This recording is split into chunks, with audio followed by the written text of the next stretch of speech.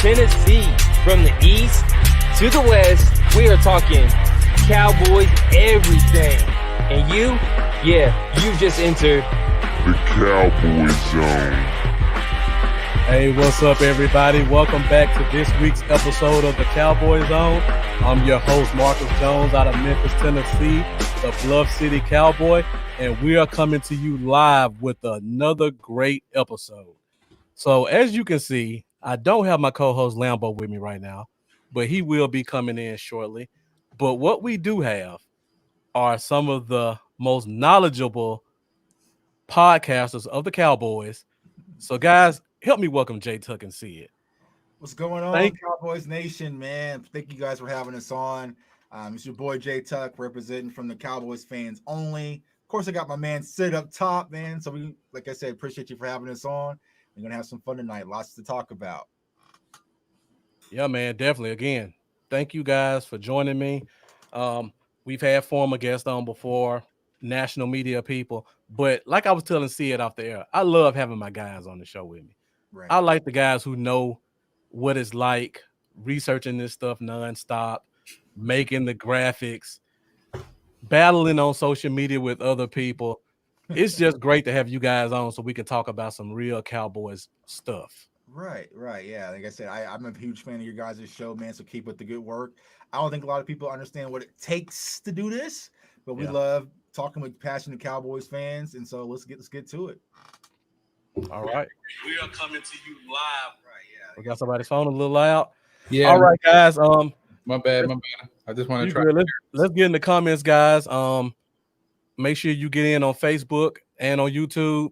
Make sure you share it to your personal page, share it to your favorite page. If you have some questions for Jay Tuck and Sid, be sure to put them in the comments and we'll highlight them. And if you want to join in on the conversation, you're more than welcome to join in as well. We'll see if we don't turn the phone lines on tonight. We got a lot of stuff to cover. And with the three of us, I'm sure we're going to do a lot of talking, a lot of debating. So we may try to squeeze the phone lines in, but don't hold me to it. All right. So tonight, our main topic is the NFC East Division. Last week, I was kind of going back and forth with a few guys from some other blogs from the NFC East. And they were talking about how we're going to be at the bottom of the totem pole, or so-and-so is better than so-and-so. And I was like, you know what? Let's do a show where we actually put these people up line side by side, and let's really see who's the best position by position. Right. So I felt like I had to do this with Cowboys fans because we're the most knowledgeable fans in the world. Right. So we're gonna do that shortly. But first, we had a couple of press conferences yesterday. And finally heard from Jerry. I saw you made a post about that, Tuck. Yeah, Jerry finally reemerged from selling from the 7 C's. He's back. And he gave us his presidential speech for 4 minutes. Yeah. It felt like he wasn't reading off a teleprompter, but like I said, it felt very presidential. Like I felt like we should have been watching TV and we erupt this news to bring you this in. And Jerry Jones was sitting there and he had the perfect hand gestures and looking the camera at the right time and point. So Jerry was on point yesterday. So I got to give it to him. Yeah, for sure. Yeah, man, 100%. I think Jerry kind of like, if you weren't a Dallas Cowboys fan and didn't know anything about the Dallas Cowboys, after that speech, you wanted to go to a Dallas Cowboys game. Right. That's how I looked. I was like, where can I buy my ticket? When's the game? Like, let me get on the flight right now because I was ready to watch football yesterday. Right. And I was on the other flip side of the thing, I was very excited by what he was saying. And, Jerry Jones said we're going to have a full season from his vision. So let's go. Right. And speaking of that, thanks for bringing it up, Sid. First topic before we go into the division talk, Jerry said that we're going to have fans in the stadium. Now, a couple of weeks ago, we did a show and Colonel Bill called in. I don't know if you guys know who Colonel Bill is. He's a super fan. He's a merchandise designer of Cowboys memorabilia. Mm-hmm. He said that he's been a season ticket holder for 20 years. And they basically rescinded his season tickets and told him he can buy tickets game by game. Right. So I'm interested. Up and Colonel Bill just hit the he hit that Colonel Bill. So basically, they don't really have a clue as to what games they can come see. So what do you guys think in terms of how you think this thing might go? Well, I know Jerry, when they presented the tickets from the ticket holders, from what I understand is that they're going to have first dibs on the tickets. Mhm. So ticket holders are going to be able to buy the tickets first, and then afterwards, whatever doesn't get sold will definitely go out to the public. Yeah, so I think that's what the case is. What Sid said, that they're going to have first dibs on the ticket. So prepare to save your money, people, because these tickets are going to be expensive. Because you mentioned the first thing Jerry said when he spoke about AT&T Stadium was like, "Well, we have suites. We have our stadium's a lot different because we have suites. So those suites ain't cheap. So whatever those ticket prices are going to be, I think it's going to be within possibly Super Bowl realm. Like I think we're talking about 700 to 800 for top level." Now, when it comes to having fans in the stands, I mean, everything Jerry said sounds great, but we all know football fans, we don't listen. We don't apply by any rules. And so you can wear, because I think James Slater actually just came out with the rules for the stadiums. Like you have to wear a mask when entering, wear a mask during the game, unless you're eating or drinking. So if I'm watching the game and drink, like just say you don't have to wear a mask once you're inside, because no one's going to apply by that rule.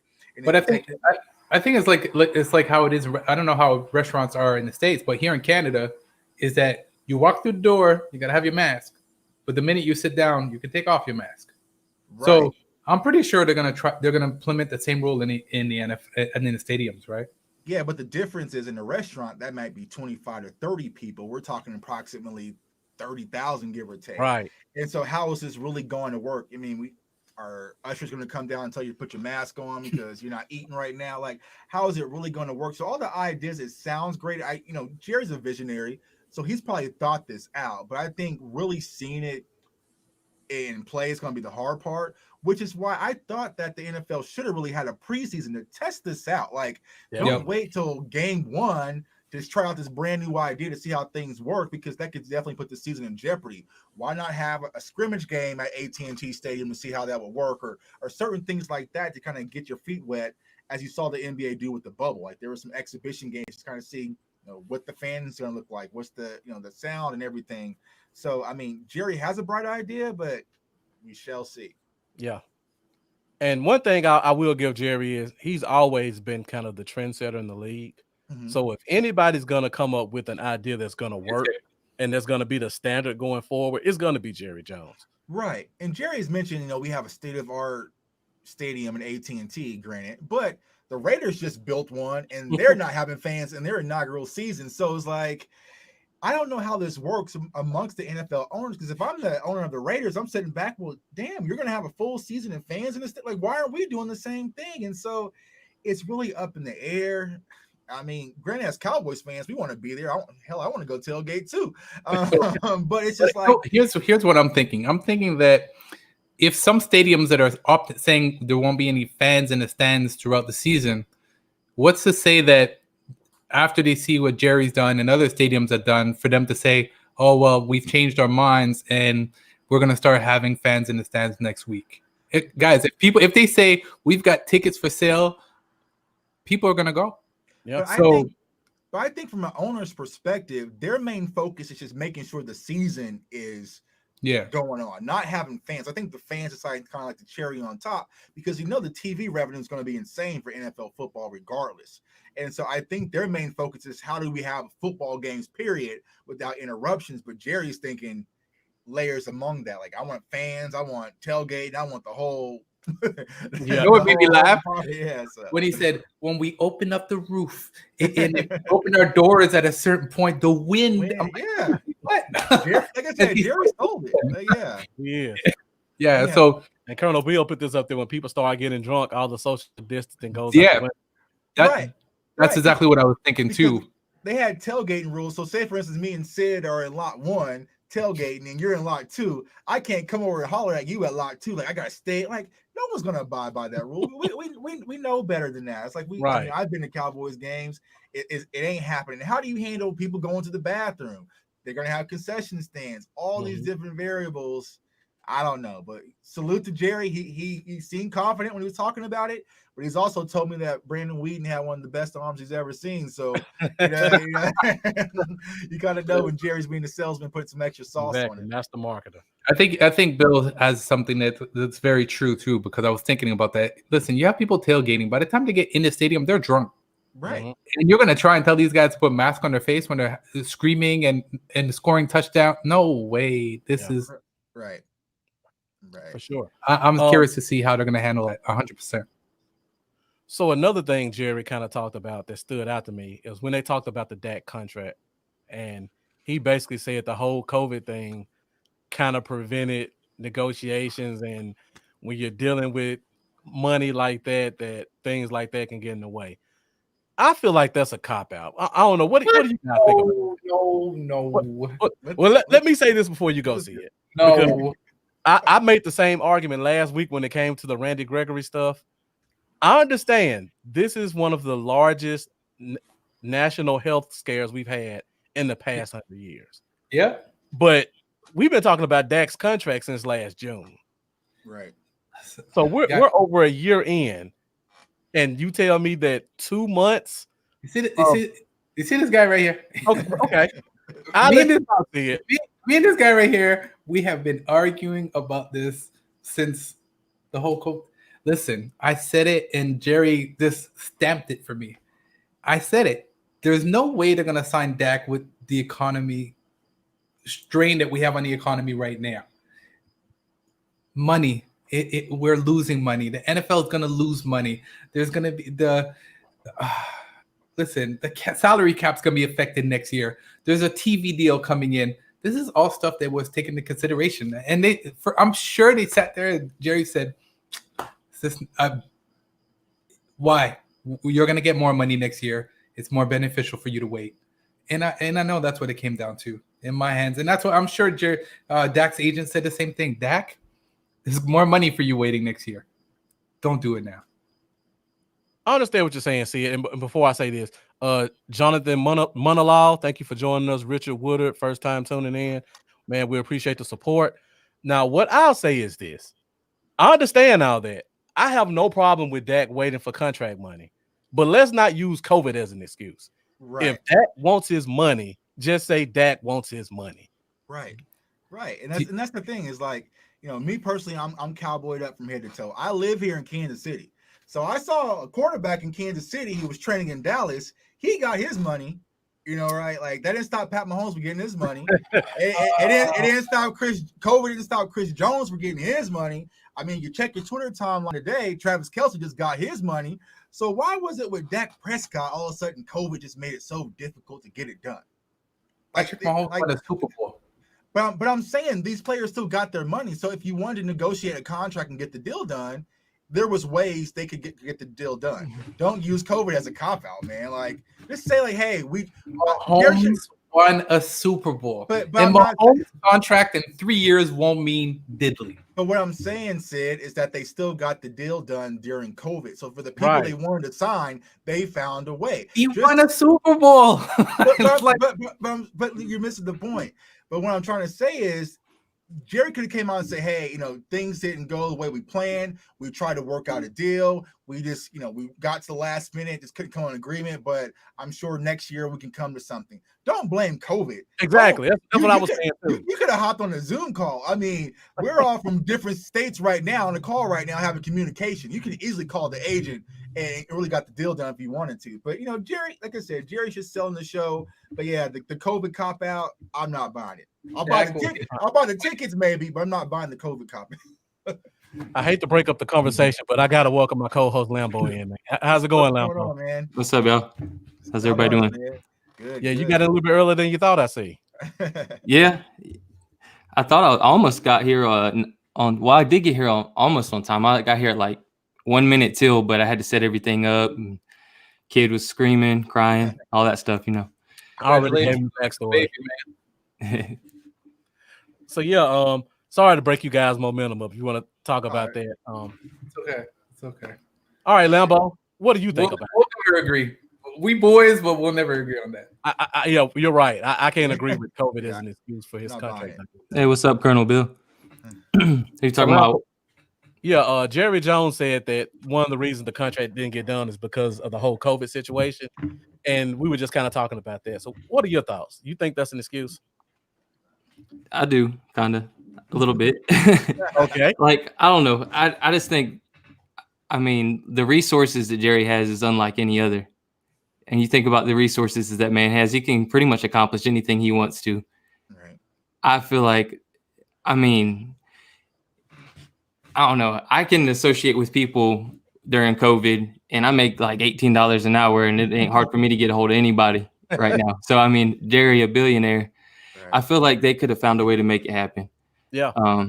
I do wish Dak would have, you know, He'll get more money instead of showing up 2 hours still, I wish he could have got there a little sooner, but who knows? Todd France might have been having him play some hardball. Right. Yeah. I don't know. But yeah, I think Jerry had the resources to get it done if he really, really wanted to get it done. I mean, because they damn sure got it done with Everson Griffin like yesterday. So, But that wasn't anyway. That's a 1-year deal. but It was like $3 million, ain't it? Base salary or something. Yeah. And Yeah, we'll like- get to that in a minute. Wow, what a steal Yeah. for this Before year. we get to that, because I know you guys. yeah, I wanna know. get into it. Excited. Let's talk about this topic real quick.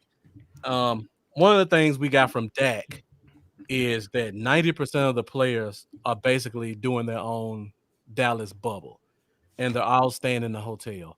Now, for the fans that don't know, players are not required by the team to stay in the hotels. It's completely voluntary. And for us to, in my opinion, for us to have 90% of our guys doing this, that tells me this is a winning culture. This is not a competing culture. We're doing what nobody else is going to do to get where we need to go. So what do you guys think about that? Tuck, let's start with you. Yeah, I think it's a great idea. I mean, I mentioned this on Twitter a few weeks ago when they announced that teams couldn't travel for training camp. But I thought traveling for training camp would have created a bubble for training camp. I mean, if we were out in Oxnard, you had to stay at the hotel, the practice facility, and that's it. You're not going home. You're not, hanging out. You're not going to bars, different things like that. So I like it that the Dallas Cowboys have taken it upon themselves to create their own bubble. And I think this comes with the leadership of Mike McCarthy. I think that everyone's coming with the focus to win. I mean, we watched the press conference, a few weeks ago, and he's like, everything we do is about winning. And that really shows it. I mean, the sacrifice, hey, I'm not going to go home. I'm going to hit practice, hit the Omni, because the Omni's connected right to the star in Frisco. Like, You can literally, reach out and touch it damn near. So I think it shows a huge commitment. I mean, we see what happened to the rookie in Seattle, sneaking a girl in and got kicked off the team. And so I like the focus. I mean, watching the press conference yesterday, to be honest, everything just felt different. Like, it was weird for a week. Like, I had to watch it twice to make sure and double check. But I mean, Mike McCarthy, the way that he is handling everything, I mean, his composure, the way he just handled the press conference yesterday, it's a new era in Dallas, and I think a lot of the players are starting to grasp that as well. So I'm definitely for the bubble. Will they maintain it during the season? We don't know, but let's just get to that first game, and we'll go from there. All right, Yeah, what do you man. think about it? Yeah, I totally agree with it. I think it's the right move to do. Like you said, I think it's 90% of the players have decided. Dak was very in his interview yesterday. He was very positive about it, and I think a lot of teams will follow Dak. I think Dak's a leader. And I think that he has a huge, when he speaks to players, especially the younger guys, the rookies and all that, look up to him already. So it's good that they're doing it. And I think it's gonna. I hope that it's something that they would continue doing throughout the season. I know right now it's only for training camp, but I see some of the players staying there long term for the season. Yeah. Now, Bo, what are your thoughts?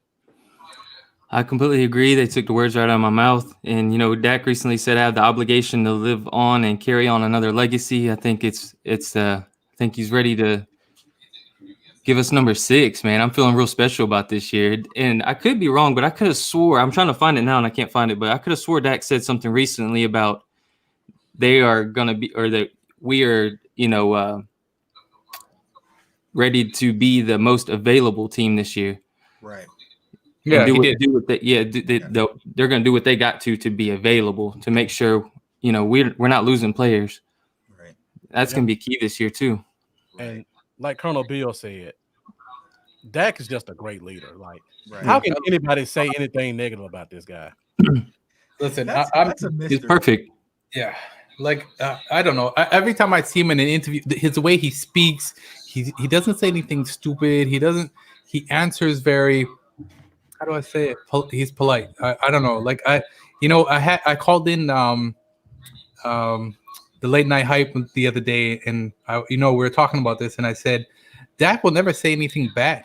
Mm-hmm. He'll never even defend himself. Like he'll take all the blows that come at him, and I said we have to be his voice and stand up for him because he won't even do it himself.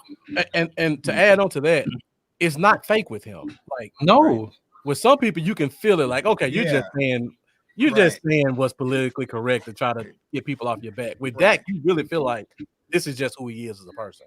Right, because a lot of people, I mean, granted, you see my tweets about Cam Newton, but that was always my knock with Cam Newton. Is like when he would say things, like I would see right through it. But like when Dak says things, it's like you mean it, and they feel that in the locker room. They feel like he's a leader. He's someone you can go into the foxhole with, and I think that's very important for the Cowboys. I mean, you just got to have that guy you can believe in. So yeah, Dak's definitely a great leader. Yeah, for sure. Lambo, I know you got strong feelings about Dak, and you could talk an hour. but what do you think about just his whole demeanor during the press conference and the stuff he was saying? Just like you guys are saying, man, he just handles himself so well. I mean, from the moment he was drafted until now, he said all the right things. He's done all the right things. Yeah. And it's just really hard to find something bad about the guy to say. And usually when you find someone that does, they don't really have a real argument. Right. They're just sad that Romo's gone. So don't get me wrong, I loved Romo, but I'm also a real fan of the Cowboys, and no matter who my quarterback is, I'm going to support him. But wait, not Matt. If Matt Castle came back, or there's some guys. All right, you know what I mean. Though I'm gonna give him a chance. So a lot of people didn't give Dak a chance. I mean, he could put up all-star numbers, and they're still not giving him a chance. Like this is crazy. Yeah. But yeah, I mean.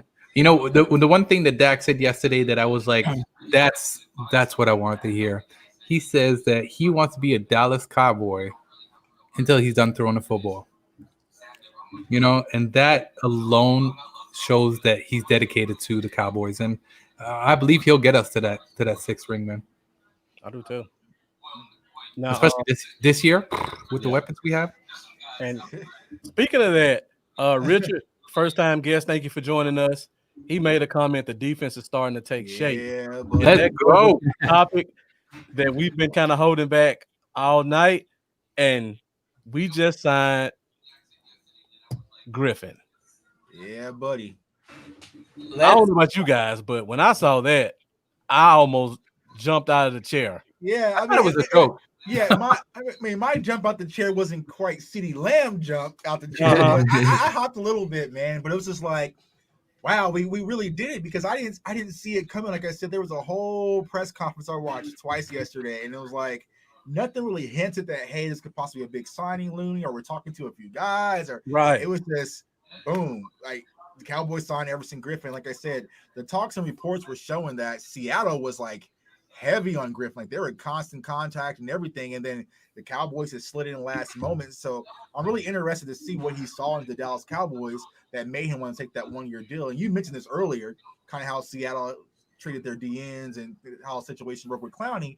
Maybe that did have an impact, but you look at this defensive line, man, God dang, it's just nasty all over the board, which it helps with the huge question mark that we always had, which was the secondary. Mm-hmm. Now, I mean, that's that click and clock for the quarterback. You got to think quick back there, because we got some artillery coming for you. So exactly. And he could play all over the line, man. Yeah. I mean, left side, right side. And I'll say inside. This: Tristan Hill, if he wants that 97, gotta give it up, bro. I don't think we have to worry about that one in about 2 weeks. I think what excited me about him, and we mentioned this earlier off camera, is that this guy had, in the last 3 years, 26.5 sacks.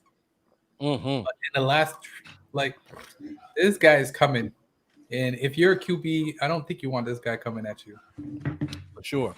And when I saw the contract he signed for, wow. Mm-hmm. That's Stephen Jones at his best to me. Right. And so kind of going back to the whole COVID conversation, is like with these 1-year deals all over the place, is like, we have to get this season to happen because we got a lot of impactful players and pieces that possibly next year they might not be here. So let's go ahead and just go all in and get it done this year, which I think we really do have the talent pool, which we'll discuss that probably here. But you know what I'm really happy about though? A lot of players opted out, but no key play, like no teams really lost like any key players to say, I'm out. Yeah. A lot of them were like unknowns or rookies or other than the Patriots. In the Dolphins a little bit. I mean, they lost two receivers, but these teams aren't going to do anything anyways. Yeah, they're not going to do that anyway. Right. I just don't want nobody having any excuses to say, well, we didn't have, and that's why we didn't do well. I don't want to hear none of that. Yeah, I'm sure the Patriots had a plan behind their opt-outs.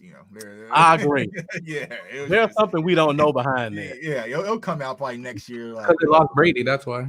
Yes. Yeah. So but yeah, when I think about Everson Griffin, I'm sorry, Lambo, you about to say something? No. Okay, but yeah, when I think about Everson Griffin, I just think about, first of all, we got George Edwards, our assistant defensive coordinator, so he knows this guy better than anybody knows him. Right. And then when I go back and think about the few games I watched with Minnesota, and I just watch him play, and I watch his intensity. Right. And he's like the proven leader of that team, and they got some big names on that defense. Right. And like you can see in the video, he's the first guy leading them out.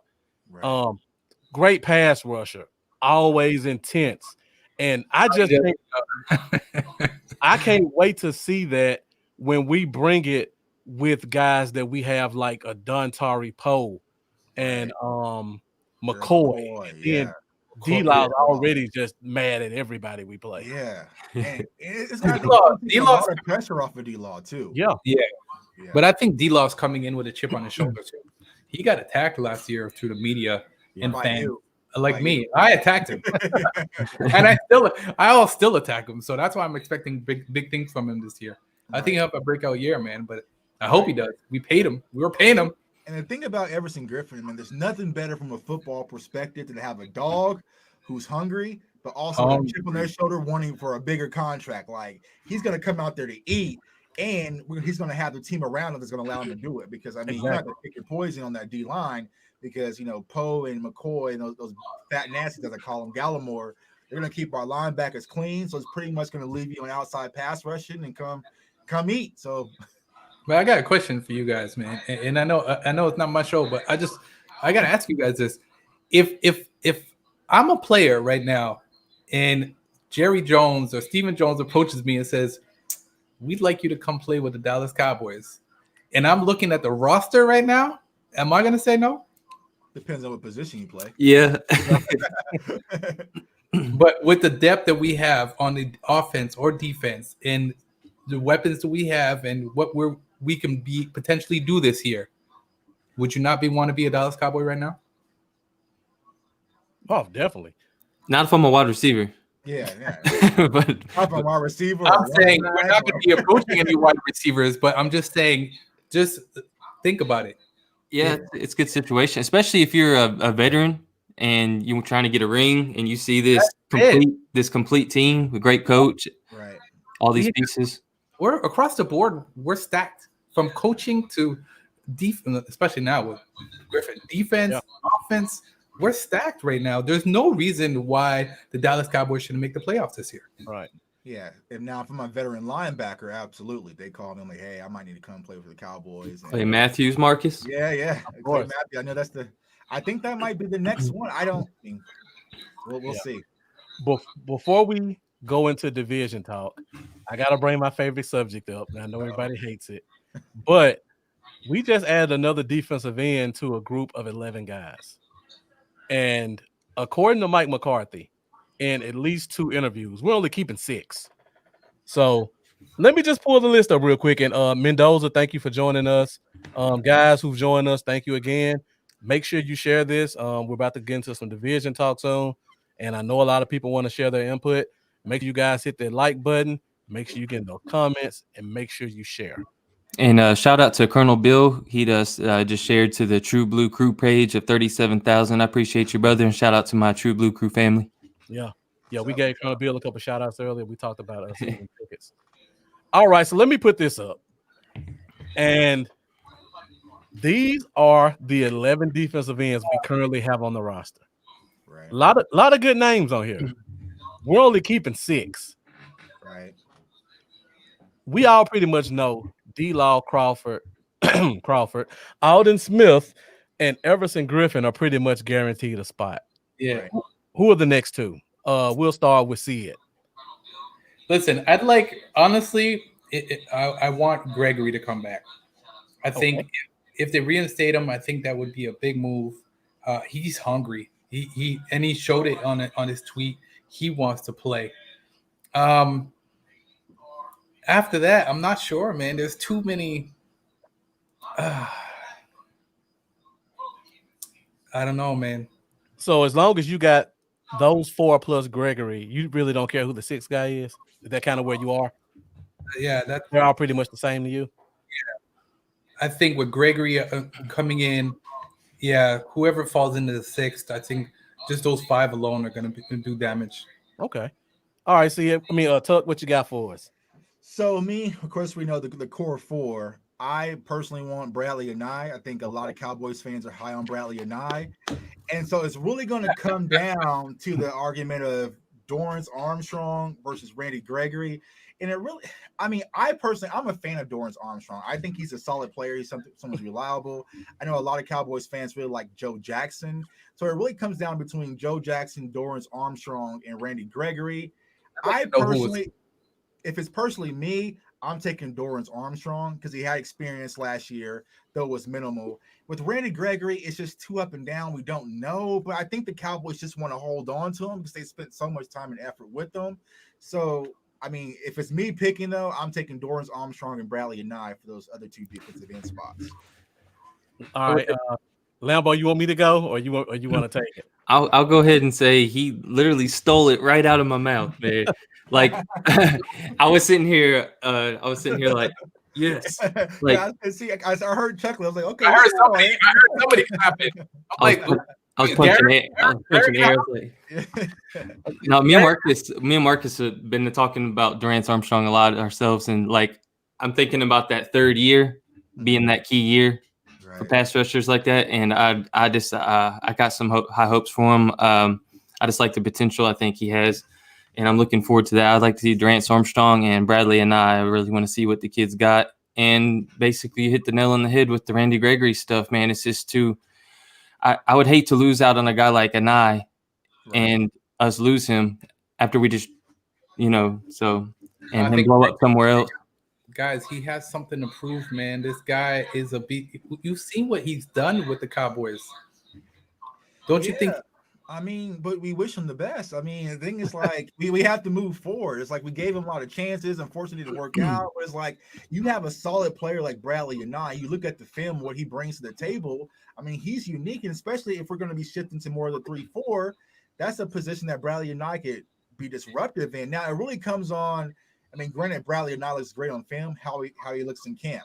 But if I had to trust one, I would trust Bradley and I, who's going to be going to camp, and Randy Gregory, who's been at home for the last plus year or so.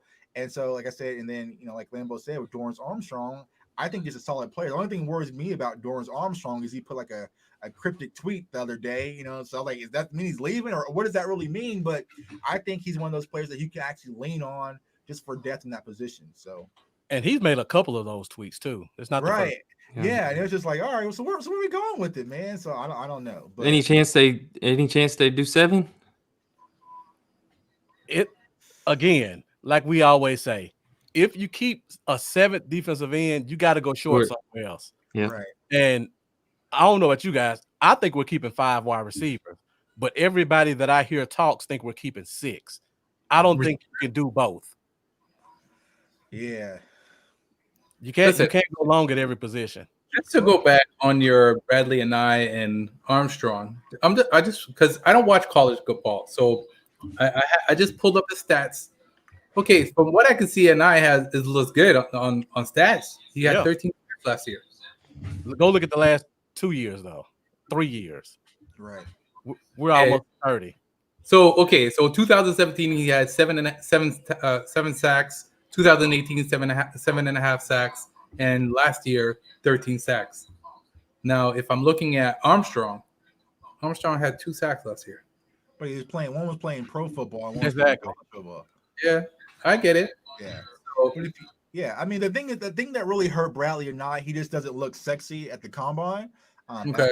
Wise, but he's one of those people that is just a football player. Like, you just see him and think he's a football player. So I think there's room for improvement with him, especially with this new defensive scheme. So you have to keep him. I would probably be pissed off, man, if we find out that we cut Bradley and I to keep a roster spot open for Randy Gregory, to be honest with you.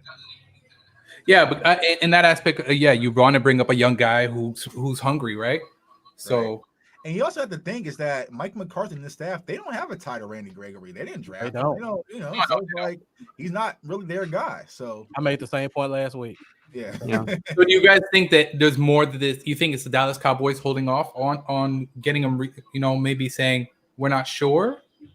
And that's why the commissioner is saying, well, you know what? I'm going to wait. We're going to wait to see what's going to happen. No, it's COVID, Sid. No, I don't know. I think it's just not top on the commission's priority list. And plus, it's and the Cowboys. For the Cowboys, so we're on the bottom of his list. I'll get to it when I get to it. Yeah. In that aspect, I agree. But yeah, but they are blaming it on COVID. That's what they're telling him, right? So blame it on COVID, man. Now, for me with the defensive ends, I'm with you guys. I think it's Armstrong and I. Armstrong, if you just look at Armstrong as a player, he looks like a defensive end.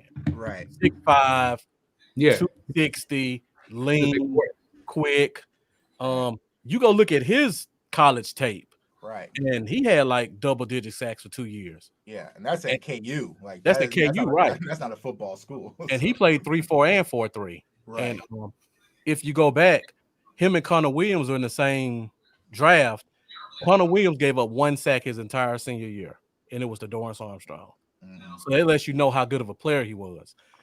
The thing that I like to say that people kill me on, if Gregory comes back and you really like him, why are we holding on to Tyrone Crawford?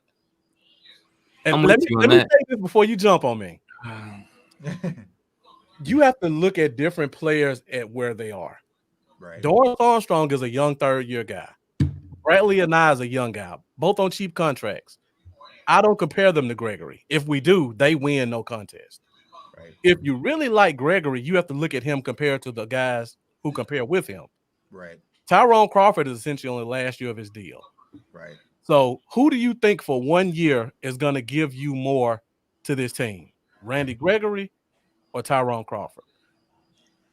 We just got Everson Griffin, so yeah, that's what I was going to say. We need a right end conversation is out the door now. We don't need him as a starter. Yeah.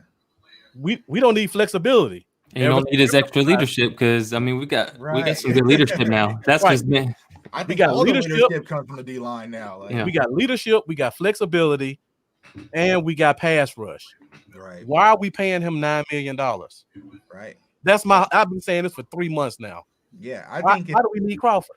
Yeah, that's some good savings right there. Yeah, I think yesterday hurt Crawford the most, to be honest with you, because we before yesterday we always thought that Crawford was going to be that starting right end that's kind of give us that veteran leadership, but now that's going to be Griffin. Then you got Alden Smith who can kind of work in behind Griffin. Yeah. Then you have the guys that we just mentioned. So it's like, unless he's going to add to the defensive tackle depth, but we're solid there. So it's But what about Alden Smith? You guys think that remember, Alden Smith hasn't played in what? I think 4 years? 4 years. Yeah, 4 years. But the pressure's off of Alden now since we really have Everson Griffin. Like with that depth at the right end position, we don't need Alden Smith to be what we needed him to be kind of earlier in the season. Like we really had lack of depth there. So I think Alden Smith can now be a slow work in progress and really be that project who we expected him to be. Yeah. Do you think maybe Alden Smith will be one to get the? Oh no, not at all. No. Yeah, not for that value that we got. It was like man, you find a great 75-inch TV for. Hey, I'm just asking a question. Don't shoot me. I'm asking a question. I'm just saying. Yeah, you're gonna keep it. So they got Alden Smith with tremendous upside because if he's half the man that he was when he's playing football, Yeah. It's all things are good. I just asked a question. I'm just saying maybe You know? And plus, you got to look at this, Sid. Our defensive line coach is pretty much the one standing on the table for this guy. Right. Yeah, of course. So we know that. So he's gonna want to at least see what he has before he lets him go. Right. Yeah. And there was talk during virtual camp when Tom Sewell was showing what he wanted to run the scheme. He was using a lot of old Alden Smith footage to show. Right. Right. So he's in love with the guy, Right. and his price is cheap. I mean, especially as a coach, man, you want to kind of have that badge on your say, like, I refurbished his career. I brought this guy in from this situation. Look what he did for me. Like that's a good story. So Alden Smith isn't going anywhere. So listen, all this when I heard he's coming back, I was excited too. I gotta admit, I didn't jump like you said about CD Lamb, but I was close. I was close. Save that money you get from Crawford and really throw things over the top and grab you a Logan Ryan for safety. Yeah. So I mean, we could do a lot with that $9 million. To me, $8 million. I'm sorry. So do you think we'll make the move before the season, or would it be something like mid-season that we would actually make the move on Crawford? Well, if he's on the roster week 1, his contract is guaranteed. So it has to be has to be out season. Right. But yeah, that's You something. think they would backdoor him? You think they're gonna backdoor him like that? I mean, COVID. but he's been on the brink for quite some time. Yeah. Though. I mean, every time this conversation come up, it was Tyrone Crawford. But he's also injury prone too, right? So very. So one good. Who knows? Maybe keeping that extra just in case. Yeah, for sure. All right, guys. Mendoza again, thank you for joining. Levante, thank you for joining. Appreciate you coming in. What's up? What's up, guys? So now we're gonna get into kind of what we wanted to talk about. Again, we're gonna go NFC East. We're gonna go position by position, rank each position 1 through 4, and kind of see where we stand as a team. So I didn't want these guys to have to go through and look at all the rosters and try to memorize everything. So I put everything up. And we're just gonna go through position by position. There we go. So we gotta start from the top. I know I put quarterback first, but we have to go absolute top, and we gotta go into coaching. It's some good coaching staffs in this division, with 3 of the 4. But for me, I gotta respect the rings. I go first. Well, let me ask you this. So you said that you had some NFC East people that were on the show. So what were they saying that put these other teams above us? Like, is it just fandom that was coming out, or were they really having a legitimate Cowboy haters? Well, it wasn't. It was like coaching examples, and people will say Ron Rivera is such a great coach, and they don't respect Mike McCarthy's rings. And then, of course, the whole Dak and Wentz stuff. Oh, okay. And so fluff, just throwing stuff out there. Right. Okay. McCarthy was a product of Rodgers. All that mess. Now there are a couple of NFC East Division positions that I will put ahead of us, and we'll get into those. Right. But we'll start with coaching. I go first. I respect the rings. Mike McCarthy, Cowboys is 1. Got to give it to the Eagles 2, even though they don't have an OC. 3, Ron Rivera's been there. Got to give it to Washington 3rd. I put the Giants at 4 because who knows what they're gonna do. Right. See it. We'll go with you next, and then we'll kind of snake it out. I was gonna say Cowboys 1, Eagles 2. I was gonna go Giants 3 and Washington 4. Okay. All right. Tuck. Yeah, I would say Cowboys 1. I mean, granted, you could say Doug Peterson has did a good job while he's been in Philly, but I think the full coaching staff that we have in Dallas outweighs Philly. So I got Cowboys 1, Philly 2. I would go with Washington and Ron Rivera at 3, and then, of course, the Giants at 4. Because I feel like Jason Garrett's about to set this guy up for failure to go ahead and get that head coaching job. So Joe better watch his back, man. Sure. I have a Cowboys at 1. There's a lot of experience, a few head coaches on the roster. Pretty much says it all. Just the talent. We got a talented team coaching, minus Moore being pretty fresh, but I have high hopes for him. But I have an Eagles 2, Washington 3, and Giants 4. All right. Guys, this is the only way they went against us. So why do you have the Giants over Washington? He's a Garrett guy. Oh, okay. No, I just think that Washington struggled last year, and I don't think they've made any big moves. And I just think that the Giants, they got Garrett. I think that he'll make some kind of moves. Guys, I said it in my streams before. Garrett wasn't a bad coach. He wasn't. I think that he's very knowledgeable. I think that he was just the players just lost respect for him towards the end, and I think that he'll go to the Giants and do some moves. And I think what he learned from the Dallas Cowboys, he'll implement with the New York Giants. Okay. I disagree, but hey, that's what the show is all about. What's up, Philip? All right, next we'll go to quarterback. Oh boy, here. Okay, wait. Before we go on, I just want to let people know. Yes, we're all Dallas Cowboys fans. Yes, I know you see all the hats. You guys are probably thinking, "Oh, of course we're gonna say Dallas." No, I will be fair, I will. If Dallas is not gonna do well, I'll say it. So, guys, just understand we're really going by what we see, and the Cowboys just look really good this year, for sure. All right, so now we'll go to quarterbacks. I went first. We'll just go down. So, see it. We'll start with you first this time. Dallas, Eagles. Oh man, Washington Giants, of course. Okay, Tuck. I'm going Dallas Eagles, and then I'm gonna say Giants. Dang it. First. Go with Giants Really? because I trust Daniel Jones over Haskins. Did you say with Daniel Jones? Oh man, no way. I trust 18 fumbles. Yeah, I trust Daniel Jones a little bit more than Haskins. I think he's a little bit more solid than Haskins. Now it depends on if we're going to add Alex Smith back in the picture, but I'm not sure how healthy he's really going to be for this season. Mm-hmm. So that's why I'm kind of leaning towards the Giants. Now have Washington at fourth when it comes to quarterback. Listen, did you guys see how pissed the fans were when they drafted Daniel Jones because he sucked? Right. Did you see what he did last year? I'm like, oh my god, this guy is terrible. And I understand why the Giants fans were angry. Right. I'd be pissed too. Right. All right, Lambo, what you got for us? I made that gesture because once again I got the same exact thing as J Tuck. Cowboys Cowboys are number one for me easily. I mean, Dak's better than every one of them easily. And then Andy Dalton, honestly, was this. If I had to start if you took Dak out of this equation and said you need to start a quarterback this year, well, maybe I'd lean towards Carson Wentz, but Andy Dalton would be up there. Yeah, I would start Andy Dalton if I was Washington or New York over who they got, honestly. definitely. So I got Cowboys 1. I got Eagles 2. I'm real big on Jalen Hurts. I was kind of mad when they picked him up. Yeah.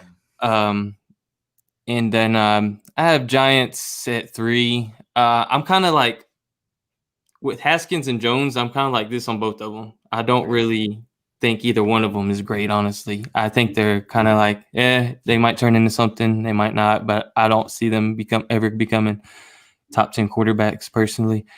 Colt McCoy's not a bad backup at all, and Cooper Rush still to be determined. And Kyle Allen, I think he's got a little bit of something in him. I got Cowboys, Eagles, Giants. Did I say Redskins? Well, I meant the football team. Yeah. You get it right. Yeah. I can't get used to that. Bitch. Yeah, I know. It's going to take a while. Yeah, definitely. Same thing Lambo said about Dallas. I mean, we got the first and third best quarterbacks in the division. Right. I put the Eagles 2. I almost would have put the Giants 2 just because of the depth. I like Colt McCoy, and I don't think Cooper Rush is a bad quarterback. I just think we gave him a bad rap. He had 2 great preseasons with us. People forget that. Yeah. The one preseason where we had no wide receivers and we lost 2/5 of our offensive line, he looked terrible. Right. Other than that, he was probably one of the top quarterbacks in preseason. You think we dealt him a bad hand for that 1 year, and that's the year everybody judges him on. Right? Yeah. Again, Eagles 2, Giants 3, football team 4. I just don't see it. Right. Good luck to him. So next we'll go to, let's see, I think I got running back next. Yeah, running back. It's a good one, right? Now, this one causes a lot of debate because if you look at all of these experts, Zeke isn't a top 10 back, and Saquon's a god and all this and that. So this time, Tuck, we'll start with you. Let's go 1 through 4. All right, so I got Cowboys 1, Giants 2, of course. I mean, Adrian Peterson, but he's old. So I think I got good numbers last year. He did. But I'm thinking I would take Miles Sanders over older Adrian Peterson right now. Okay. So I would go with the Eagles 3 and then Washington 4. All right, Lambo, it's on you. I got Cowboys 1.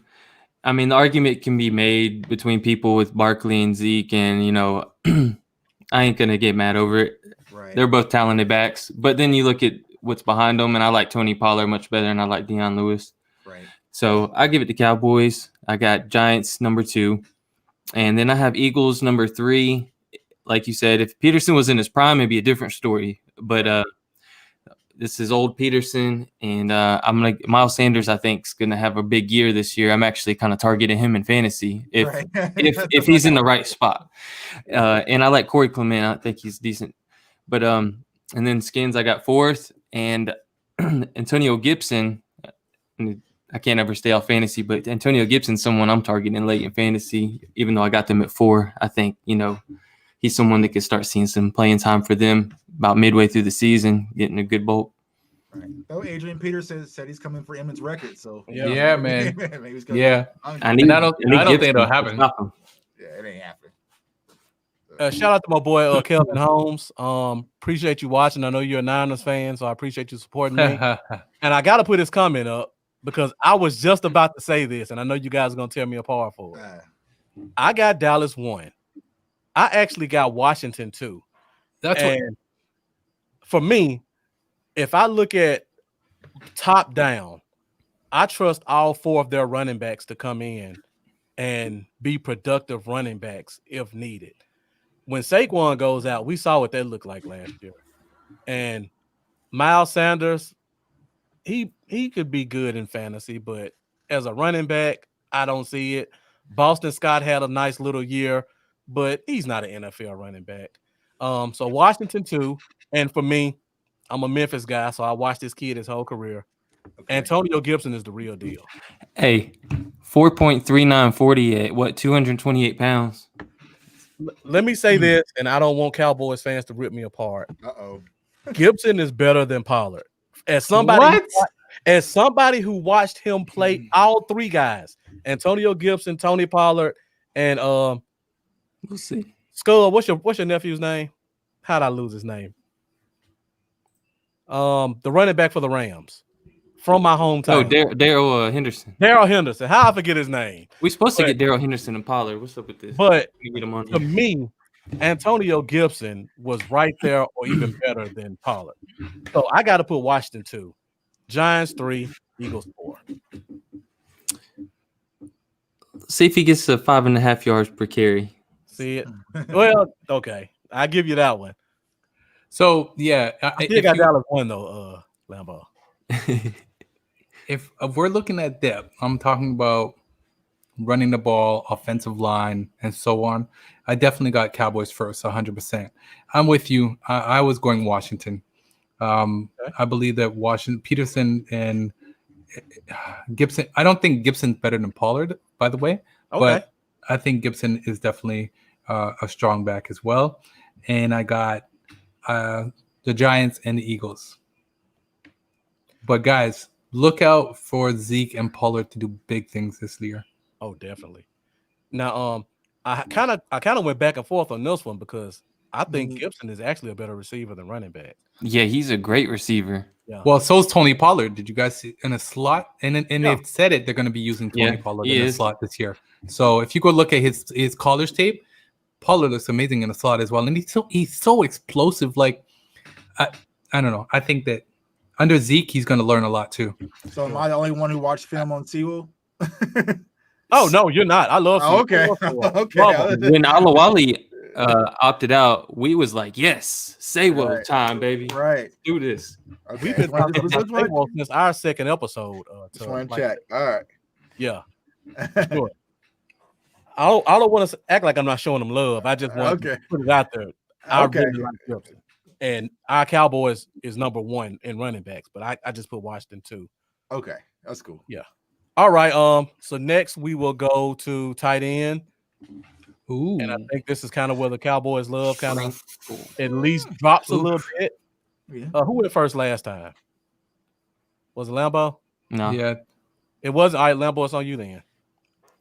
Eagles are number 1. That's I think that's without question. Like probably unanimous. Zach Ertz and Dallas Goedert could be I think Dallas Goedert could be a top 5 tight end if he had the chance to start for somebody. Right. I honestly don't know much about Perkins and Wilson, but I got them at 1. Oh man. Well, number 2. It gets hard after 1. I'll admit that. It does because I'm trying not to let my bias block. Yeah. Like what I think about Jarwin in my head or what I think he's going to be this year. I'm kind of battling this out right now. I'm gonna go Cowboys number 2. Okay. Just because I'm completely sold in my own mind that Jarwin is going to be an absolute stud. And I think Blake Bell is going to be a solid addition. He was really playing behind Travis Kelce. You're not going to really get many opportunities. So, but I think he's going to be great blocking and do things he needs to do. I'm kind of hoping Dalton Schultz isn't the third guy, but we'll see. I just put him there. Maybe McKeon. I think I'd like to maybe see him slide in. Maybe I don't know. So I'm gonna go Eagles, Cowboys, Giants, Washington. Okay. For me, I got the Eagles 1. For me, it was a toss-up between the Cowboys and the Giants. I pretty much put Jarwin and Ingram the same level, 700 yard, 6 touchdown guys. So then I went to 2 and 3. I'm really high on Caden Smith. I watched a lot of Stanford. I just like the kid as a player. Eric Tomlinson is a rookie. I watched a little bit of him. I like what I saw. Blake Bell's not a receiving tight end. And I don't know who Dallas's third tight end is going to be. So I give the Giants the edge at 2. I put us at 3, and then I put the football team at 4. See it? Now, I'm thinking future, right? I'm not looking at last. I'm not thinking. I think this year Blake's going to come on top. I think that he's definitely learned a lot under Jason Witten, and I think that he was under Jason's shadow a lot, and I didn't think that he had the chance, the opportunity to show that what he's able to do. So this year, we're talking about 2020 season, I believe that Blake will have a better season than Zach because of the QB that's also throwing, right? In my opinion. So I put 1. I got the Cowboys at 1. Okay. I got the Eagles at 2, and I got New York and then Washington. But guys, again, I'm talking about look at who's throwing the ball to these guys, right? So I think that going into the 2020 season, Blake Jarwin's going to have a breakout year. He's going to get the respect. I think he's going to have he's going to get the respect that he deserves going into the 2020 season. Again, I'm not trying to be biased, guys. I'm just thinking of who's throwing the ball, what he's going to come out and do, and he looks hungry too. So, I think that he's going to have a breakout year. So I'm putting Dallas at 1, guys. I'm sorry. One thing about Wentz, though, man, he is obsessed with throwing to his tight end. Right. Obsessed. Right. Yeah, I like to throw this stat out that West Coast likes to shoot. The Eagles are I think the first team in NFL history where none of their receivers had more than 600 receiving yards, and the quarterback threw for over 3,000. That's crazy. Right. That lets you know how much he loves the tight end. Rager might change that this year. Well, not this year, but Rager's going to get about a solid 800, I think. You know what I'm curious about? And I know we moved away from the quarterbacks, but with all the expectations that, Cooper coming out saying that we're going to have each receiver is going to have 1,000+ yards, and then Zeke having 1,500 yards. And then, so I'm wondering, what kind of numbers is Dak going to throw up this year if he was close to 5,000 yards last year? I agree. Just don't know. The expectations are these guys are setting the bar really high, but I think that we can achieve it. I'm thinking and I might be overthinking this, but I'm still rolling with 3,000-yard receivers and 750 for Jarwin. I know it's kind of crazy, but Yeah, and this there alone, you're looking at 3,000. Yeah, so yeah. Dak is going to put up crazy numbers. I don't care. Yeah. Before you go to BJ, Star Gang, appreciate you joining us tonight. Philip Mullins. Yeah, man, look out for us, man. Knicks, we're going to do something big with Knicks over the weekend, man. I just got to talk to my man, Jake Tuck, but yeah, we're going to do something this weekend for sure. Jay's, we're going to do another 5-hour stream. and Nick, me and Lambo need to get with you as well because we definitely need to connect on something in the future. Philip Mullins, I haven't forgot you. I've been seeing you put some good comments out there, man. Keep it up. Appreciate it. Bobby McLean, I know you came in late. We're kind of comparing all the positions. You just came in at running back. So we're going to go through all the positions. Mendoza, again, appreciate you coming. Delaney, appreciate you coming in and joining. Jeremy Broussard, thanks, man. Make sure you guys like the pages. Make sure you share this to your pages. And make sure you subscribe to our YouTube channels if you guys are watching on YouTube as well. All right, Tuck. What you got for us in terms of All right. So I got Eagles, of course, number 1, Zach Ertz and Dallas Goedert.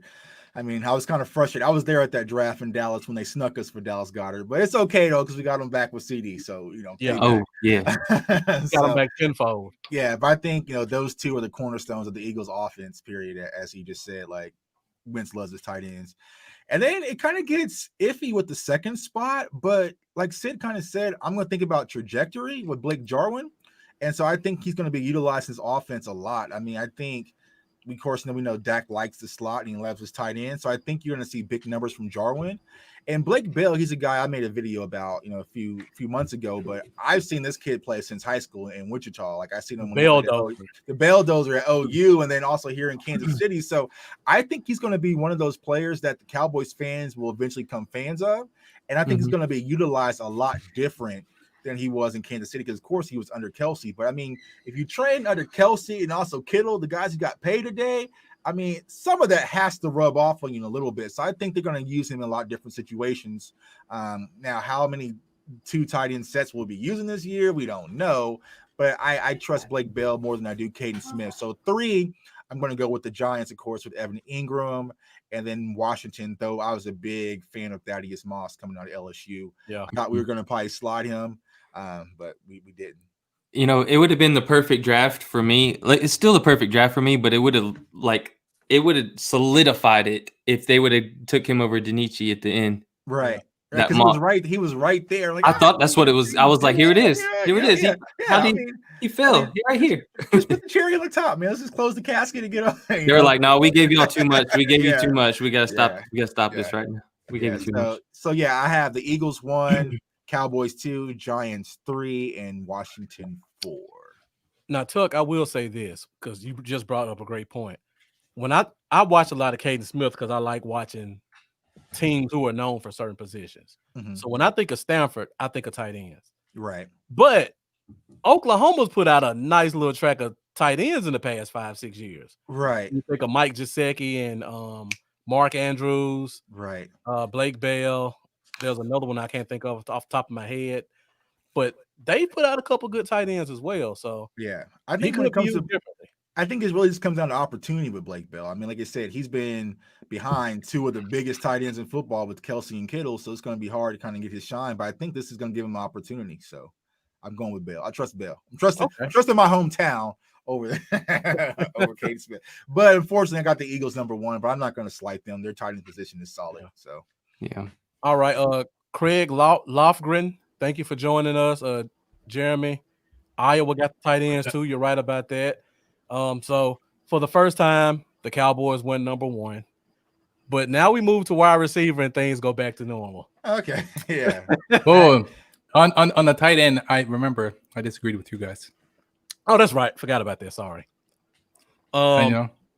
So come on, man. We should just go to the next screen. We don't even need to talk about this one. I'm interested to see who you guys have at 2. Because I think I may be different at 2 than you guys. I think it's on you. I think it's on you, see it, right? Yeah. Go first. I mean, we all know who won. Again, I'm going to look at who's throwing the ball. Okay. You know, obviously we got Dallas 1. Oh man, I'm torn between New York and the Eagles. I'll be honest. We're getting the D-line, Philip. Don't worry about it. And Craig, thanks for pointing that out. Mike just said he did go to Penn State. Thanks for correcting me on that. I'm gonna go Eagles 2nd. Okay. Giants and then Washington. Okay. I'm just. I couldn't pick the Giants 2nd. The QB, he's just terrible, man. Like, yeah. Giants. No, sorry. Dallas, Eagles, Giants, Washington. Okay, Tuck. Yeah, I mean, I was going to ask you a question because I know you mentioned earlier about the wide receivers and keeping a few. So is this the few you're going to keep with the 6? I'm not keeping 6 for me. I just put 6 guys who were on the team from last year. Okay. Kind of the same reason I put Schultz in tight ends. He was the one that was there last year. So gotcha. Okay. Cool. I give him the benefit out. Yeah, but of course I'll take the Cowboys wide receiver core over any team in the NFL. Yeah, I said it. Yeah, I know there's Chiefs fans on my timeline probably looking at me crazy, but I said it. I'm taking my wide receiver core over any core of the NFL. Let's go. And then, I hate to say it, but I'm go with the Eagles at 2. I was a person who was really high on Jalen Reagor, not first round high. Yeah. But I thought he would have been a solid pickup for the Cowboys if we would have took him like in the 2nd or 3rd. So I'm not gonna slight them on that. But I hate Deshaun Jackson with a passion. But, Man, I do too. but I think they're solid there. I think Rager's gonna add a new dimension to them, kind of be the new fit for Deshaun Jackson because he's getting older and tweeting stuff he shouldn't be tweeting. Yeah. So I'm gonna go Cowboys 1, Eagles 2, and then. I mean, Golden Tate is Golden Tate. And he's like, for some reason, Golden Tate's always been like the Cowboys killer. Like he just goes up to Super Saiyan mode when he plays against the Cowboys. Yeah. I don't know what it is, what we've done to that man, but every time it's just Golden Tate. So I think Golden Tate and Sterling Shepard are still solid. I also like Slayton a little bit. So I'm going to give them the nod over the Washington team. So I'm going to go Cowboys 1, Philly 2, New York 3, Washington 4.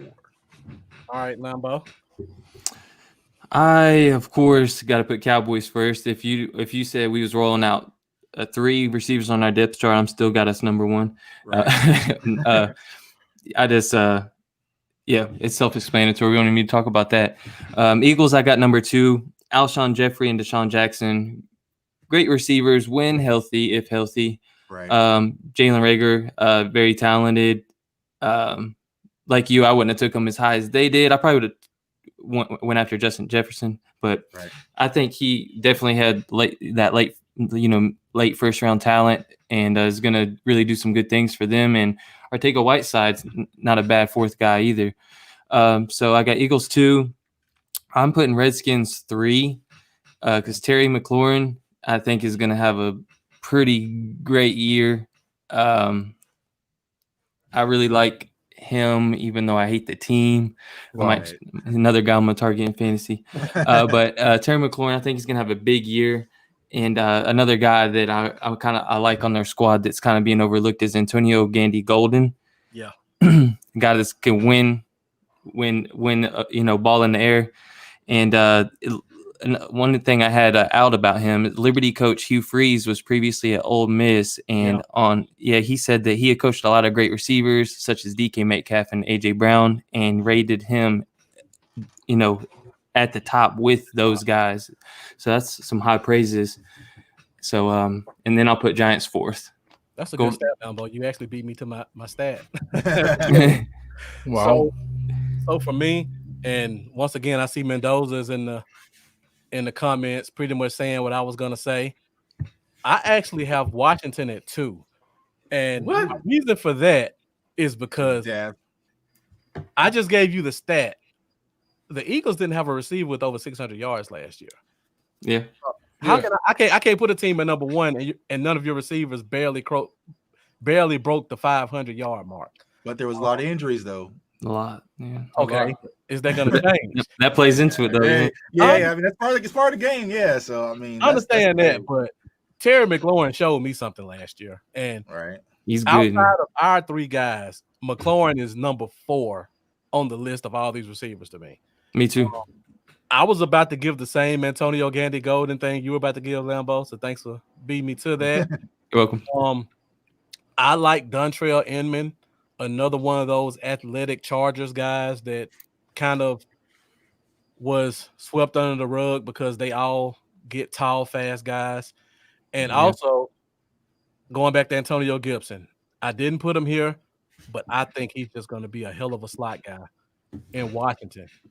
So you got McLaurin, your number 1. You got Golden, your stretch the field, one-on-one guy, and then you got Gibson. I think that's a good lineup. I can get behind the argument for that at number 2 for real. Number 3, I'll give it to the Eagles just because of depth, and because the Giants have the same injury concerns that the Eagles have.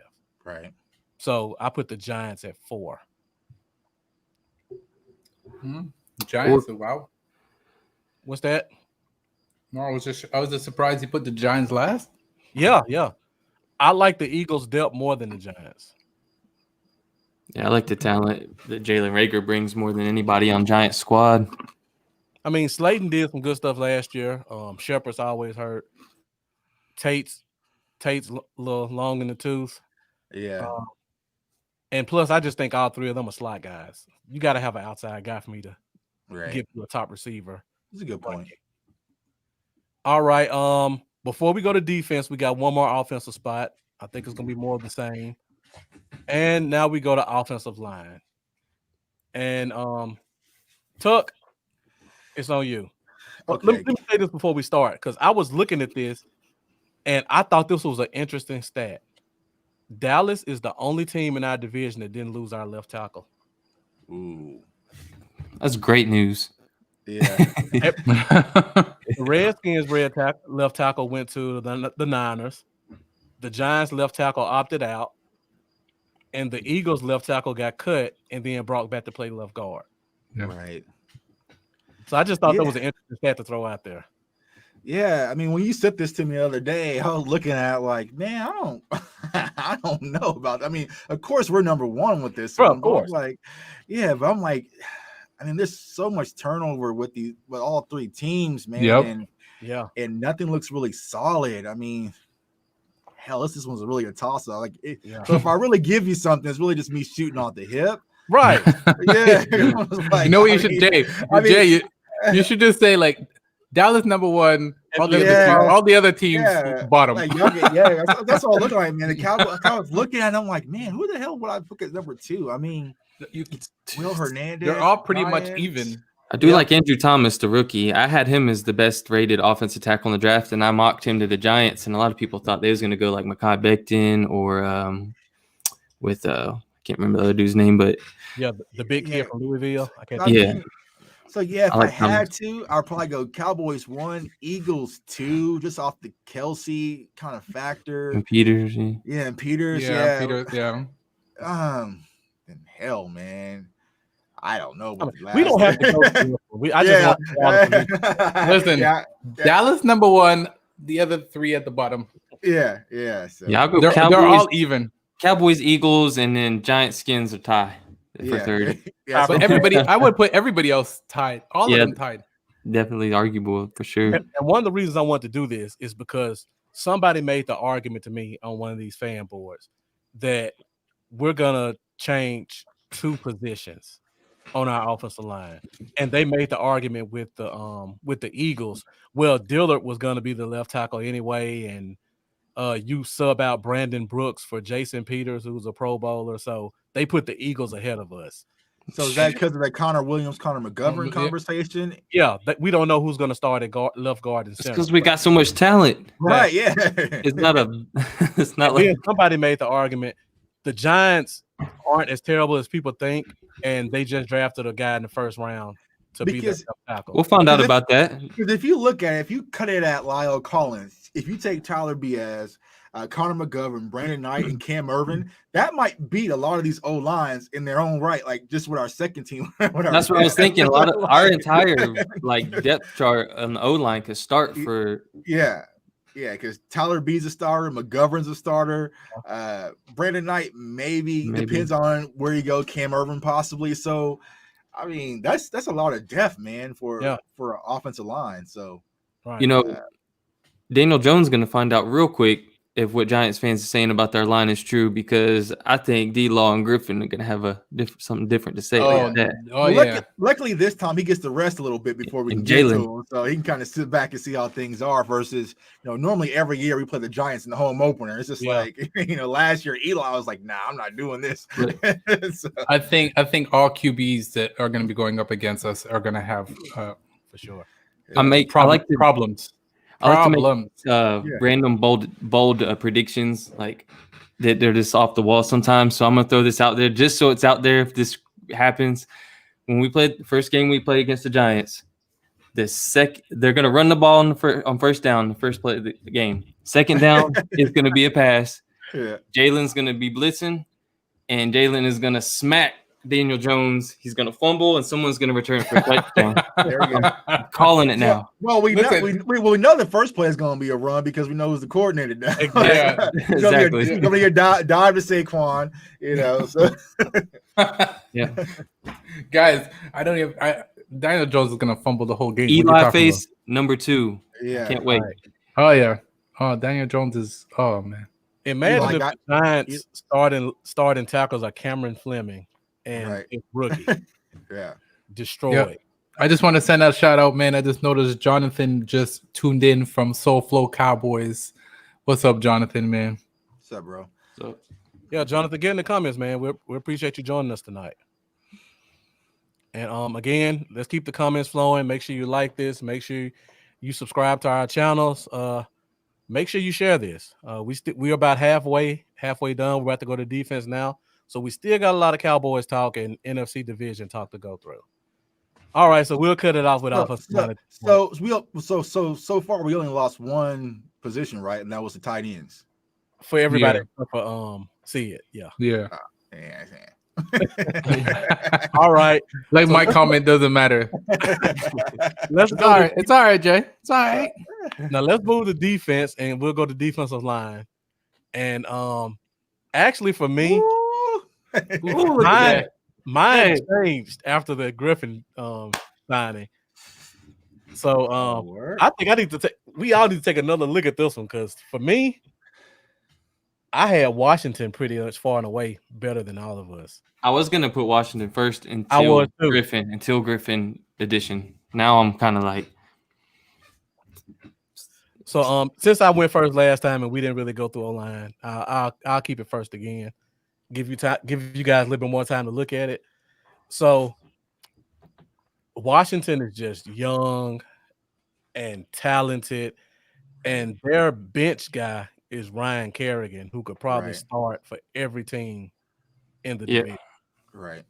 But when I see Everson Griffin come to this team, it's like we got 4 Pro Bowlers on our line. Right. From the past 3 years. Right. And the Washington guys are good, but they're not all proven. They're just young and talented. Right. So for that reason, with Griffin, I put us at 1. I put Washington at 2. And I put the Eagles at 3 only because of Fletcher Cox is such a great player. And the Giants, while they have names and they have talent, they don't get to the quarterback enough for me to put them ahead of the Eagles. The Eagles still get pass rush. So Cowboys football team, Eagles, Giants. All right, see it. It's on you. Yeah, man. It's funny because when you send us the depth chart, everything we're going to be discussing, and then we picked up Griffin, and you sent that text last night. You're like, I have to change. I was actually laughing because I was thinking the same thing. I'm like, yeah, man, Griffin coming on board. Yeah, I have to agree, man. Dallas, because of the move they made with Griffin, definitely is now first. I agree with you. Washington. Eagles, Giants, for sure. Like you said, the Giants don't really have a pass rush, and the Eagles, at least they Listen, they always give us a lot of pressure when they play against us. I think that's one thing their defense is good for. Yeah. We struggle. Listen, look what happened to I don't want to talk about it. It's in the past, but let's not talk about the last game. But yeah, definitely Dallas, Washington, Eagles, Giants. All right, Tuck, it's on you. Yeah, until last night, I would have went with Washington because I think Chase Young is going to be a problem. Who got the face for many, many, many years, and also Montrezl Sweat, Deron Payne. But I feel like right now, 2020, playing next month football, I feel like our defensive line is a lot stronger. And you see the depth. I think we're ready to go right now. Washington is going to take them kind of a while to evolve. So I'll go with the Cowboys 1, Washington 2, Eagles, as you mentioned, because of the Fletcher Cox, Brandon Graham. So they're solid on that end. So Eagles 3, and then the Giants 4. All right, Lambo, it's on you. Same thing. Griffin changed it up for me. I had Washington slightly ahead of us, and with Griffin, I've moved Cowboys to number 1. The way I kind of look at it is just like you said, exactly what I was thinking. They've got extreme talent. Sweat, the Alabama boys, Payne and Allen, Chase Young, and then you got a proven leader in Kerrigan. But it's a lot of young guys still. It's a lot of young guys, and we know their talent level, but we don't necessarily know who they are yet. Right. All of them. So we know who D-Law is. We know who McCoy is. Right. Poe's been in the league a while. They got a bunch of young guys, and we don't know how they're gonna really work together either. Right. We know we got a team full of experience and leaders. They're gonna know exactly how to work together, how to make each other better, and they've been through all this stuff. So I mean, they're gonna make each other's lives easier. Cowboys 1, Washington 2, 3. Barnett. I like Barnett. I like Cox. I like Graham. Eagles are 3, and Giants at 4. Okay. Guys, I just looked at the calendar, and it's literally a month today before we see the Dallas Cowboys play. Oh, really? Yeah, we play on September 13th, and it's a 8 p.m. show. Late night football, man. I'm so excited. I'm like, let's go. Like, sure. Can we fast forward? And Bobby Lane made a great point. We might get Randy Gregory back too. So that's if we can find a way to fit him in, that adds even more to the that's something to look out to, man. Tyrone Crawford, man, he might, keep his finally convert somebody. Yeah, keep his back. I mean, yeah, because he brought up a valid point earlier, man. Yeah, like he might want to keep his locker tight, man, because he might get called into the office. So right. And like you were saying before, nobody has ties with him. Right. On the coaching staff. Yeah. Yeah.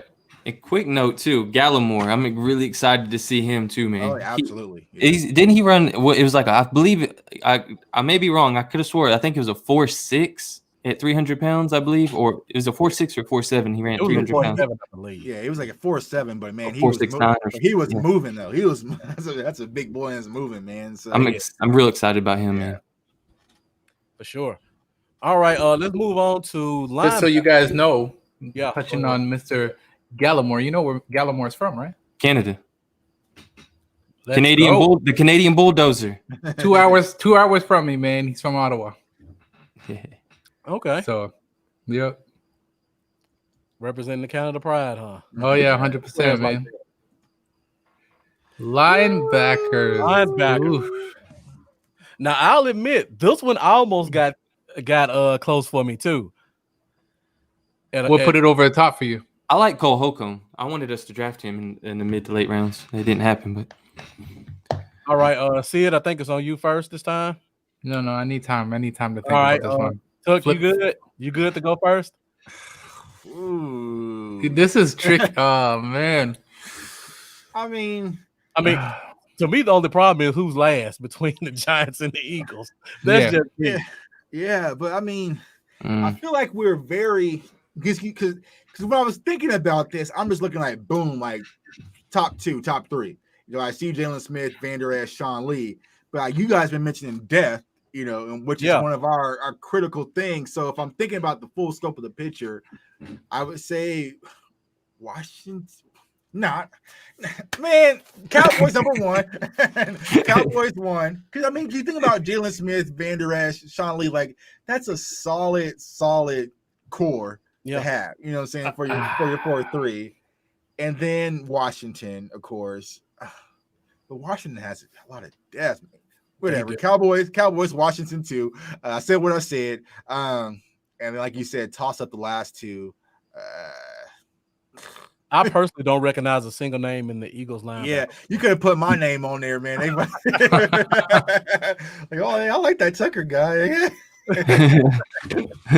Yeah, I don't know, but the thing that, like I tell people, granted, Washington will be one of those teams. They'll be back here soon, probably the next 2 years. Yeah. They'll be back to top of the NFC East food chain. So, because they have a lot of talents, it's really putting in the right spots. With I think, what's his name, Riverboat Ron.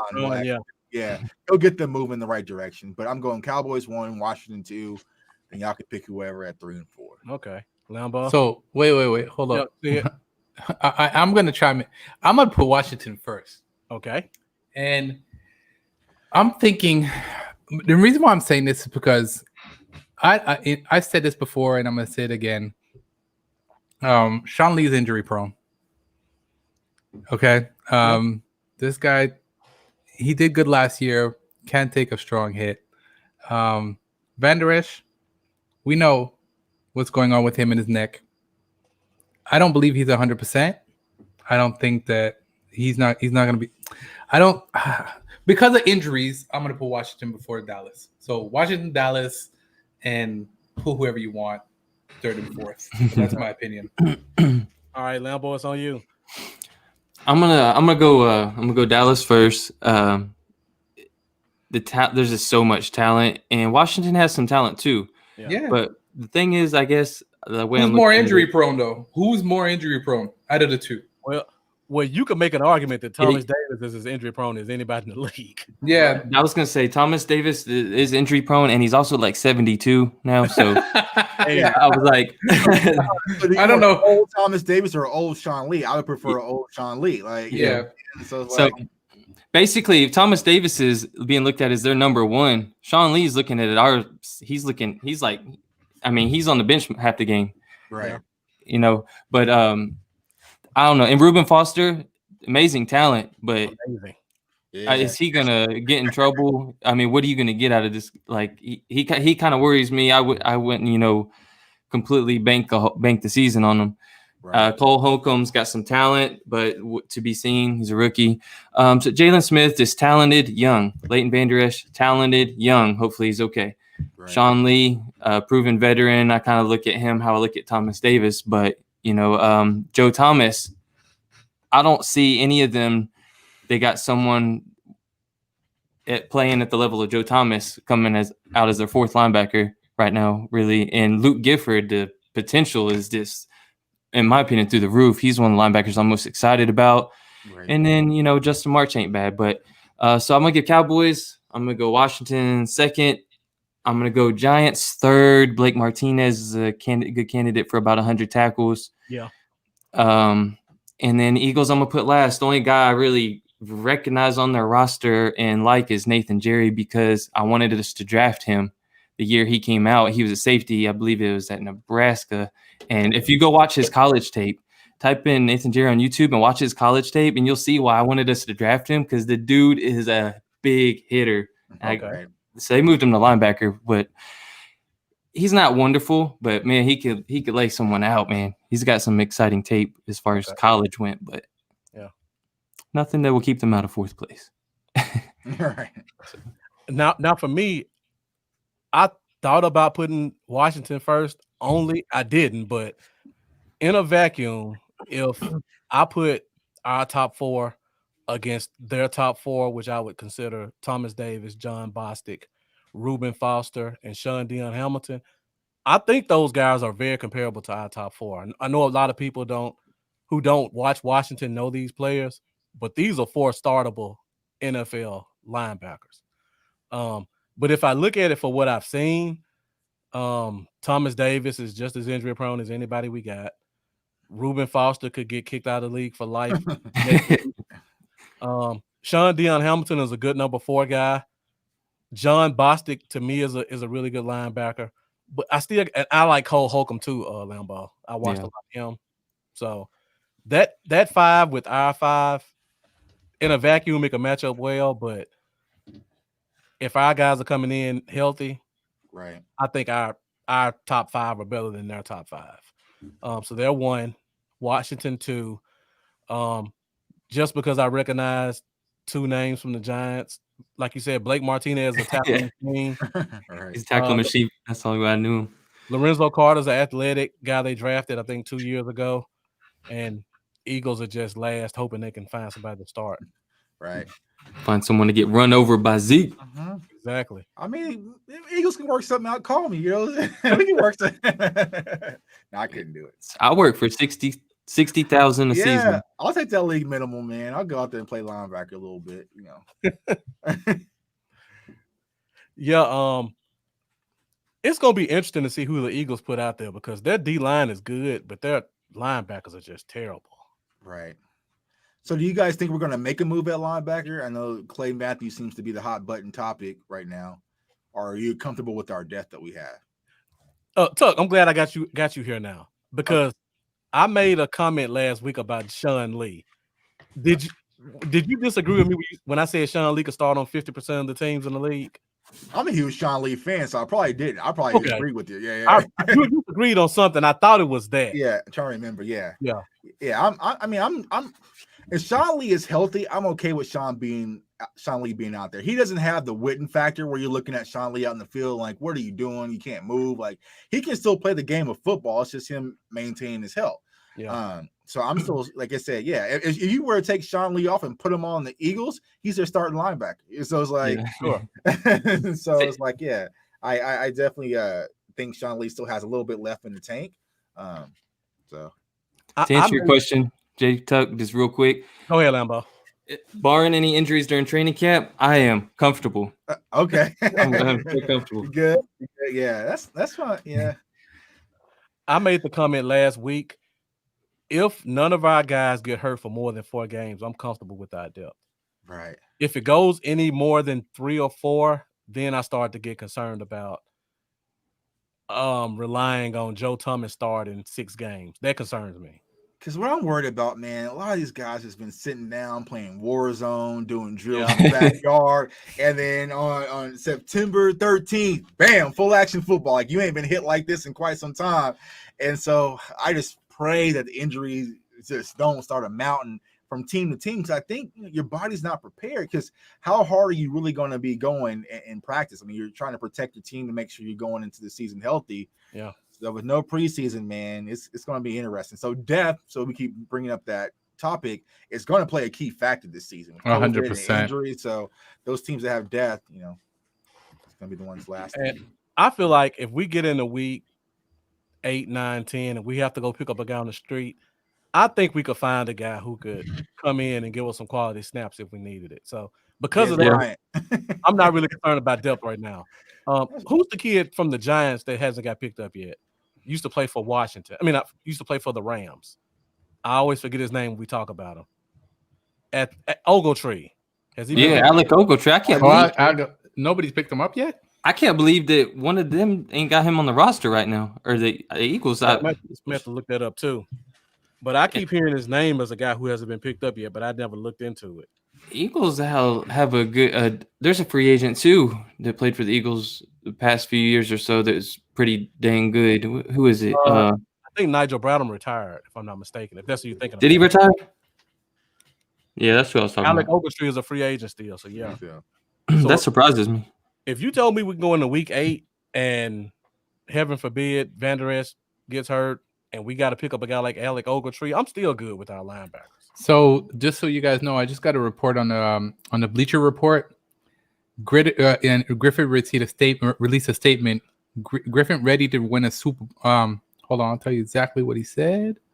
And did I lose it? I think I lost it. No. Cowboys defensive end excited about new journey. I'm excited about working towards going to get this championship. It's that time. Yeah. That's why he just released, guys. So he's got the team for it. Right. I like that kind of talk. Right. Well, I think we all do. That's the thing. The talk is just different, man. Exactly. Yeah. So. Yeah, I was telling people like this is the difference between a competing culture and a winning culture. Yeah. Did you guys know about left tackle Dion Dawkins? He signed a 4-year deal today With the Bills, is that it? The Bills. Yeah, 60 million. Yeah. So yeah, I was saying like that's always been my frustration with the Cowboys and the organization is the culture needed to change, man. And for the first time in a long time, it feels like a football culture. You know, like yesterday, like watching the press conference, it wasn't like that Jason Garrett laughing giggity. Like Mike McCarthy was there. He was waiting for his question. He answered his question and like boom. You know, normally it's like Jason Garrett is smiling and high-fiving and chucking it up. Like, no, man, Mike McCarthy's here for football. I feel like he has a huge chip on his shoulder, and hopefully that's going to rub off into the team. For sure. Hey, Kalo, appreciate you joining us from YouTube. Make sure you subscribe to the channel wherever you are. Check all of our channels out. Make sure you subscribe to all of us. We all give out great content, so you're going to get some good information no matter where you go. And he made a comment. He didn't realize how bad the Eagles linebacker. Yeah. That's one of the good things about an exercise like this. When you hear people talk about how great their teams are. Right. Like, and then you huge hole right there.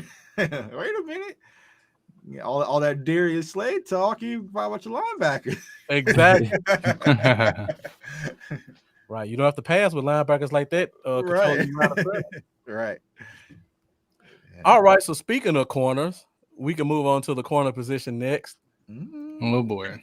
And now I think the train came completely off the track because I don't remember who went first. It's Jay Tuck next. I think you're right. It is on Tuck. No, it was Young You, Sid, because you skipped the last That's one. right. You skipped, Sid. Right. Yeah. No, you can go Jay. Jay Tuck's got this one. This ain't Uno, bro.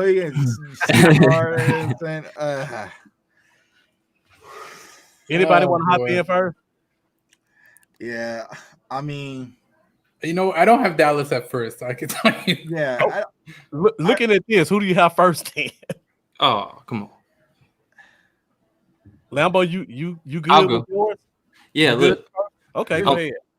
I'm gonna put us number one. Okay. And I'm gonna say, I can't believe looking at this entire roster that we've got all this under the salary cap error. But I'm just really big on Trayvon Diggs and what kind of talent I think he's gonna be, and what we've done with our fronts. The D lineman, I think is really gonna. I think we're gonna see a Woozier. I think he's gonna stay at corner. I don't think he's gonna go to safety. The more I think about it lately, I know there was some talk of that, but I think Woozier, he's in a contract year. Man wants to get the bag. He's got a D line up front that's really gonna put some pressure, and we got a division full of garbage quarterbacks, and I think he's gonna do some work. Trayvon Diggs, I think he's gonna be really special. I really do. I don't know how many games it's gonna take him to kind of get acclimated, but I just really like him. And then Darryl Worley is the guy that's had great coverage grades this past season, good size. Anthony Brown has had some decent coverage grades, and Jay Lou's feisty, man. And we just got really solid depth, I think. Second, I have the Eagles because Darius Slay. It's very arguable that they could be ahead of us, in my opinion. But Darius Slay, Sidney Jones, maybe. I like the potential of the guy. He hasn't really quite shown it to us what they thought they were getting when they drafted him. But that's where I'm at there. And then 3, I got Washington. And 4, I got the Giants, who are absolutely going to get destroyed by us through the air, like destroyed. Right. Bradbury, he's the burnt toast, right? Yeah, I think he was. Versus I think it was the game. I think it was Dez made him burnt toast. There's all the memes going around. That's Bradbury. I ain't never going to forget Mr. Burnt Toast. Yeah. So, I mean, if you look at it, I think it's going to be between Philly and the Cowboys for the 1-2 spot. I mean, if you look at it, it's kind of back when we talked about Washington with the D-line. I think the trajectory of the Cowboys secondary is a lot higher than the Eagles. So I would probably pick Cowboys just slightly off of that. But Darius Slay is just that one name that just sticks out as far as the secondary goes. But I'll go with the Cowboys. I think it's going to take Diggs a while to get his motor kind of running and figure things out. But I think once he does, he's going to be, special in Dallas. We know what Cheeto's going to bring. We know what Anthony Brown's going to bring, and we all love Jordan Lewis, so we're pulling for him. And Daryl Worley's going to give us that kind of veteran leadership that we can kind of depend on. Now, who's going to get shifted to safety? We'll probably talk about safety here in a minute. Yeah. There's just so many unknowns with that, but I would go with the Cowboys at 1, and I'm okay with saying that. Eagles at 2, and then Washington, of course, I got like Darby and, players like that, but I would say Washington 3, and then the Giants, 40 burgers coming their way. Oh, yeah. Yeah. All right, Sid, you want to hop in or you want me to go? Because you've been pushing it off the last. Listen, because of I can't believe I'm going to say this. I'm going to go Eagles first.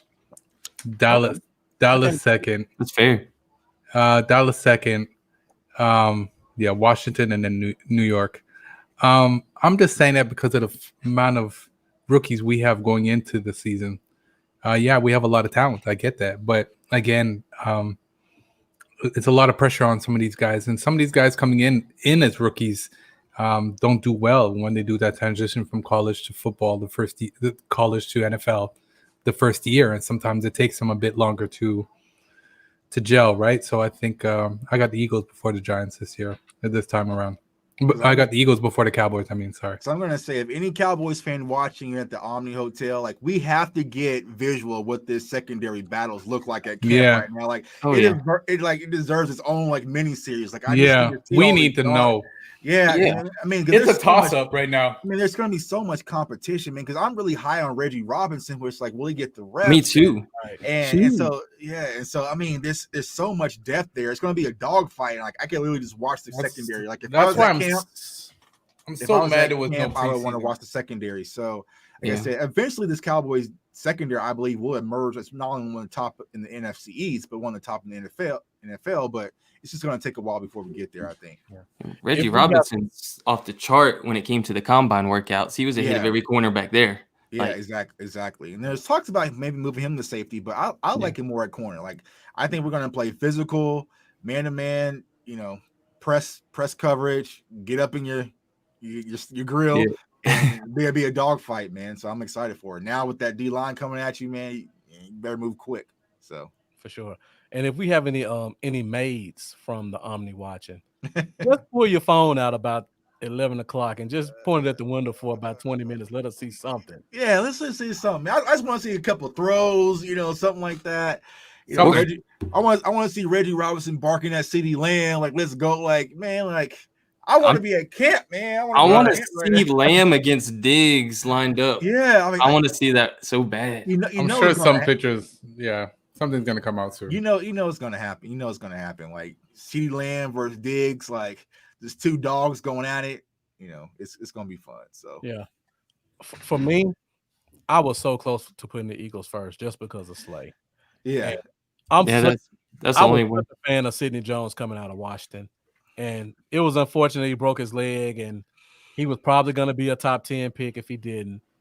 But he didn't show me anything last year. Right. So when I look at this, Slay is clearly the class of all the guys listed. Right. But to me, when I go 2, 3, and 4, I'm still going with our team. And I just don't think Slay is enough of a name to make me go past the depth that we have. Right. So I'm high on Worley. I think he's gonna be a starter, honestly. Mm-hmm. Diggs, high on him. I'm high on Woozy, getting to play in a system where coaches take advantage of his strengths. Because if you guys watched the Woozy in college, that kid looked amazing when they played him how he should have been played. Right. Like when you don't have him doing horrible technique and playing trail and let him stay on top of a guy, he was almost like superhuman. Right. In his tackling and his coverage. Right. And that's what I'm saying. I think this new scheme is going to bring out the best in all of our corners and what they do best, like especially with Jordan Lewis and Awuzie, and Diggs as well. So, it'll be interesting to see how things do. But yeah, I would agree. Like, it's not like Darius Slay is like, Jalen Ramsey or something. Yeah, exactly. Like, he's not like that. I mean, he's cool, but so he's definitely number one on the list, but I don't think he's enough to make their full depth chart look as good as ours 2 to 6. That's what I'm saying. Like Darius Slay is probably the best talent of all the cornerbacks on the page. Right. But when you have 3 wide or 4 wide lined up, who else is gonna do business? Like I just like our depth as overall. I feel more comfortable with the depth. That's why I gave it the edge. Because even if you're looking at the Eagles secondary and comparing it to our wide receiving core, man, there's a lot of free lunch out there.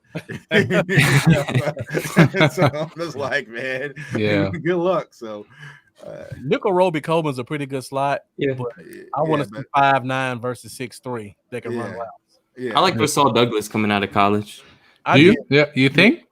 He was a little stiff to me, but I like him. Stiff and lengthy. Yeah, lengthy. I did like him though.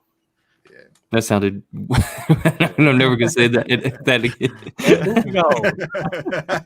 I just heard it in my head. I was like, don't forget I said that. We'll leave that one alone. Yeah. Next. The Giants are gonna be trash. Their best corner's probably going to prison for 15 years. Yeah, that's crazy, man. The guy that they signed as in the draft, Darnay Holmes. Good player, but I think he's a better safety than corner. And I think just out of necessity, they're going to have to play him at safety, and he's going to get ripped apart. The football team, they have some decent names. Giants are just horrible. I mean, that's pretty much all I can say. What are they doing? Like Washington is slightly better just because of I know Fuller's a decent player, and Fuller, if Darby's not hurt, he's above average. So yeah, I've been noticing a theme. Redskins and the Giants have been kind of at the bottom on all of them. Yeah. Outside of D tackle. Yeah. I'm glad we went through this. We got one position left. I hope some of those guys that win the blogs are listening because I invited them to come watch. Right. And also I invited them to come on the show in a week or two so we can do this same exercise with them. Right. Visuals, man. Visuals. Yeah, let them visually. Yeah. Thanks for tuning in, Roderick, Marva, Frank, Lewis, Danny, Mario, Juan, and Lita. Yeah. It's got a bunch of new viewers. Let them with a straight face say, "No, Washington got a better core, man." Like, look me in the eyes and say it. Like exactly. Yeah, James Bradbury is going to be a beast this year. and that's not even talking our corners against our receivers against their corners. It's just looking at the corners as a group. Still look terrible. All right, we're down to the last position. And Jamal that is Adams. Never mind. All right, don't get Spooty started if you watch it. Right. Might see the comments blow up. All right. To me, this one was kind of interesting. Right. Some good names on the other teams. Yeah.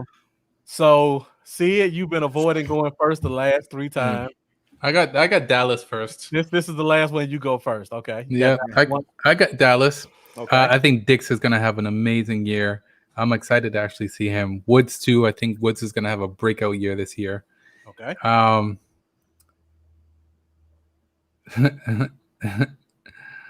Who you got it to?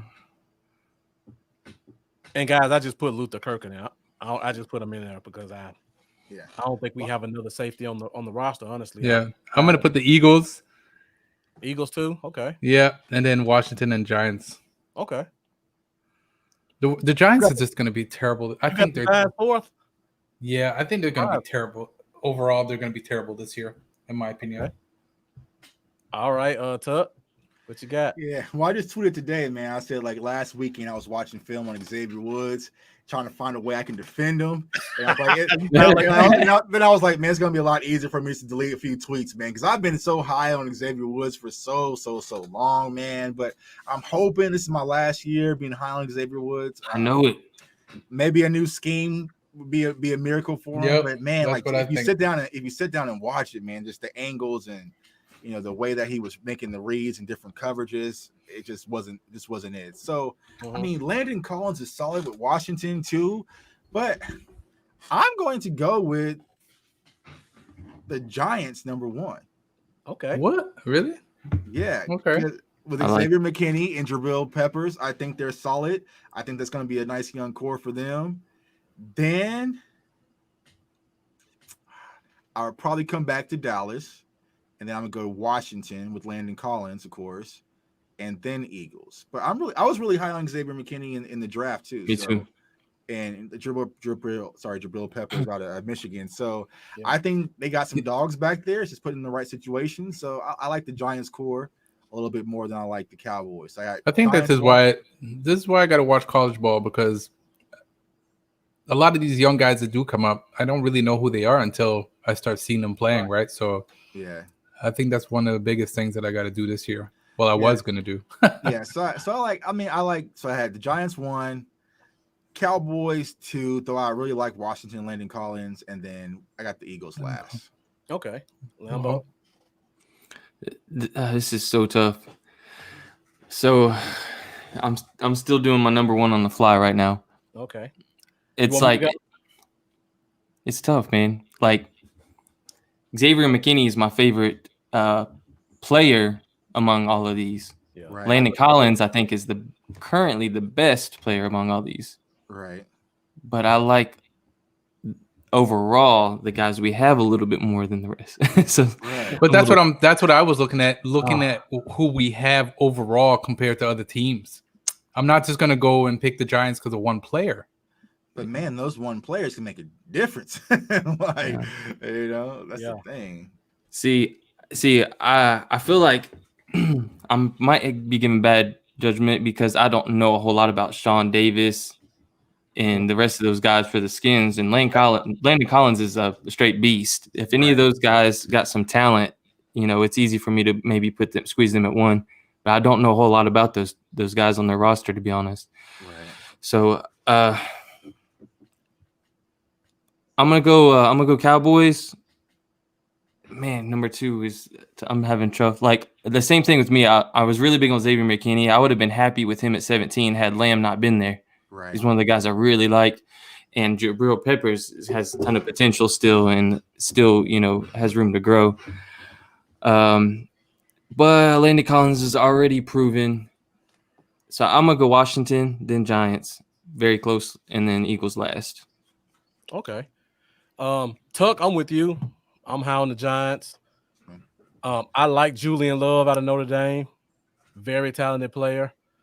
McKinney, favorite safety in the draft. Probably my second or third favorite defensive player. Right. Jabril Peppers is still an athletic beast. Right. Yeah. I think he finally gets to go back to free safety where he belongs. Cleveland played him as strong safety, and the Giants played him as strong safety last year just because they had a free safety. Right. But I think McKinney gets to go to free with Love, and McKinney gets to go to strong. Right. And then put Peppers back at free. And that is a really athletic duo. And Julian Love is a talented guy who can play your swing. Right.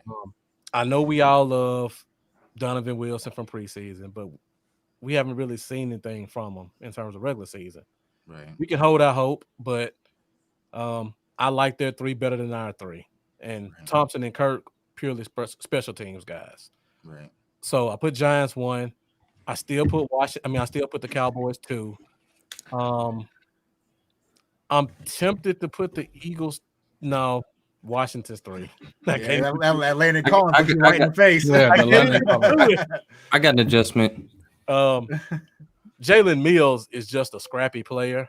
Right. To me, he's not a starting NFL player. He just is one of those guys that is going to come out there and fight every snap, and he's going to be intense and look good, right? For the crowd and on the cameras, but not really your starting safety.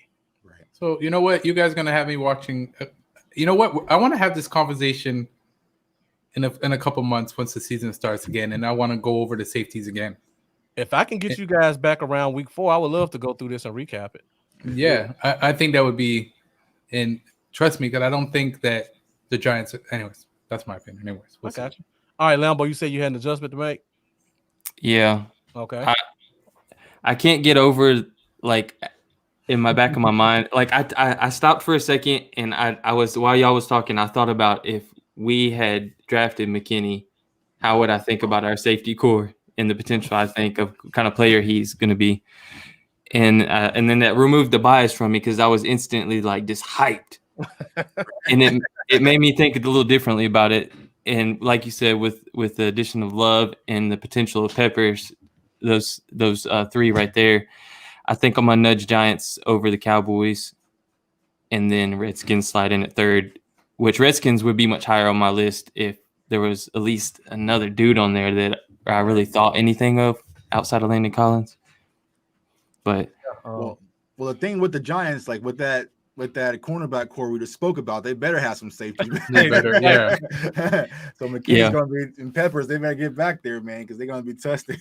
see, the McKinney though ain't gonna be that rangy guy anyway, so we still gonna burn them over the top. Right, Yeah. McKinney's going to strong and Pepper's going to free. Free. Yeah, and Peppers, you'll get the business. Well, if they're smart to do that, I don't even know with the Giants. They may try to put McKinney at free. Yeah. If We'll they see. do, that completely changes how I look at how they. It's crazy. It does. I love and I him, but put that's the- not his spot to me. When I put the Giants last, imagine. Well, you don't follow college though, see it, so I can understand that. Yeah, You but I don't will. recognize these guys. There Really, ain't gonna be no college for you to follow this year, sis. No, I know. I know. I'm like, right? yeah, I got to go start watching some tape. All right, Lambo. Let me ask you this, since I know you're Hal McKinney. If we swapped Xavier's, would you feel better about our secondary? Yes. You would, okay. Oh yeah. I would, well, man. I'll give You them. don't think Xavier is gonna have a breakout year this year? I will give Xavier Woods in a second round pick next year for Xavier McKinney Oh, boy. because I would have took McKinney in the first, and I think Woods will be gone next year anyways if you don't perform this year. So Oh, 100%. it's kind of. All right, Taiwan, thank you for joining us late. I know you missed the show, but don't worry, you can always go back and rewatch it. It's on YouTube right now. You can go to my page, Bluff City Cowboy. You can go to Lambo's page, Cowboys Y'all, or you can go straight to the Cowboys Zone Facebook page. So don't worry, you can get back and watch it, and you can also share it so other people can watch as well. I gotta plug my computer in real quick. Go ahead. All right. So that's pretty much all I have in terms of the breakdown. If you guys are kind of stuck with us to the end, you'll kind of see in terms of position by position, Dallas has been pretty dominant outside of one or two spots. So probably Dallas, Eagles, Washington, Giants is how things are pretty much lean for the most part. For the most part, yeah. I would Yeah. say so. So that's interesting when you think about it, because everybody's kind of putting Washington in the basement, Right. only because everybody's so in love with Daniel Jones and Joe Judge is a Patriot guy, so they're giving her the benefit of the doubt. And then you got the Saquon factor too, a little bit too, and they got the Garrett. So man, Garrett got the chip on his shoulder this season. Lots of proof. Now, one thing I will say, Garrett is a good coordinator to me. He's Yeah. not- Yeah, that's where he should have been all along. Yeah. So, but he sabotaged Wade and came on downstairs. So All right. I know you guys have probably asked this question 100 times, but I'll just go through a couple of positions before we go. We'll just focus on Dallas specifically. Okay. So when we go back to corner, who do you guys think are our starting three? I think you kind of mentioned it a little bit, Tuck, but I don't think we all kind of went through who our starting three would be. For me, you want to go first, Lambo? Woozier, Diggs, Brown. Okay. That's who I got. Who's Brown the slot? Brown got the money. I think he's getting it over Lewis in the third spot. Who's the slot? Brown. Okay. oh, go ahead. Oh, go ahead, Tuck. Go ahead. Yeah, I don't say I agree. I would think Cheeto, Anthony Brown, because the money talks, and then I think Diggs is going to start. Be a day one starter though, as well. So Okay. Yeah, I would say the same thing. I would say Brown, Diggs, and I agree with Jay Tuckman. I think Diggs is going to be a starter. now, like if I could do it my way, right? Okay. Yeah, do it your way. Do it my way. Then if I'm the coach, I'm coming out with Diggs, I'm coming out with J. Lou, and I'm coming out with Cheeto. Okay. I like that. I like that take real quick. I want to throw my take in on that too. if I'm the coach too, because I like this, because that switches it up for me from what I think to what I want.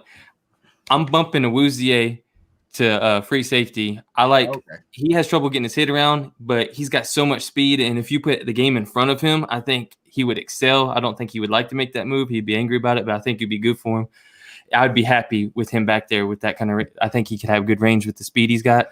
Now I'd put Daryl Worley and Diggs on the outside and Brown in the slot if I was allowed to do that. Woozy ain't safety.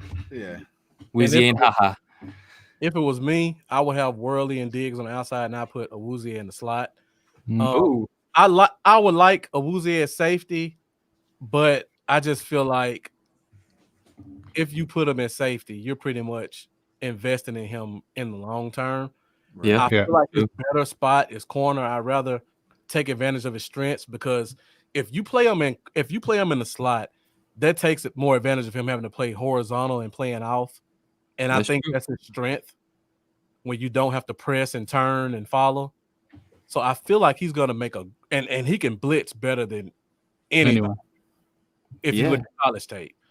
So I know Brown got paid, but I just feel like if you watch the virtual meetings and you just go on the field, Worley looks like what you want in a starter.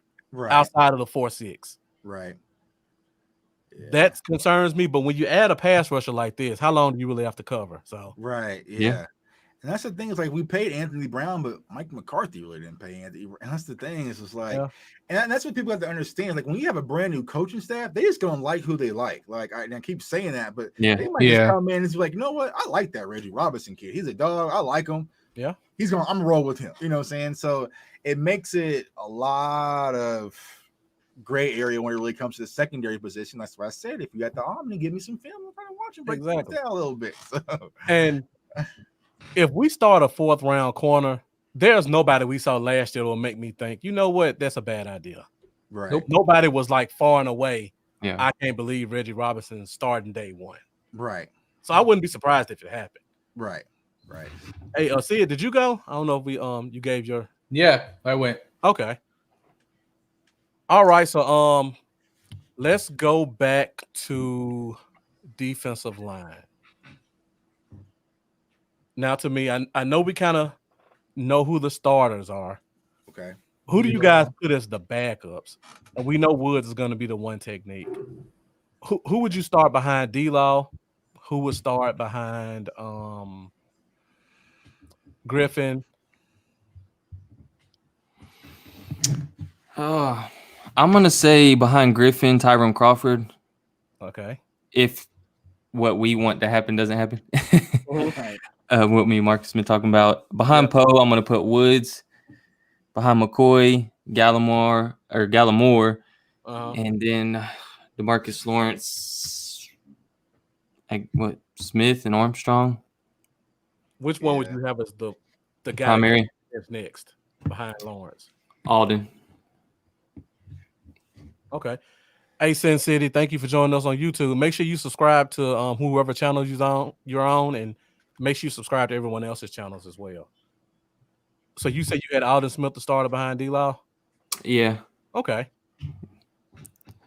Now, the reason I asked this question is because I'm trying to figure out who's disposable, who's expendable as a defensive lineman.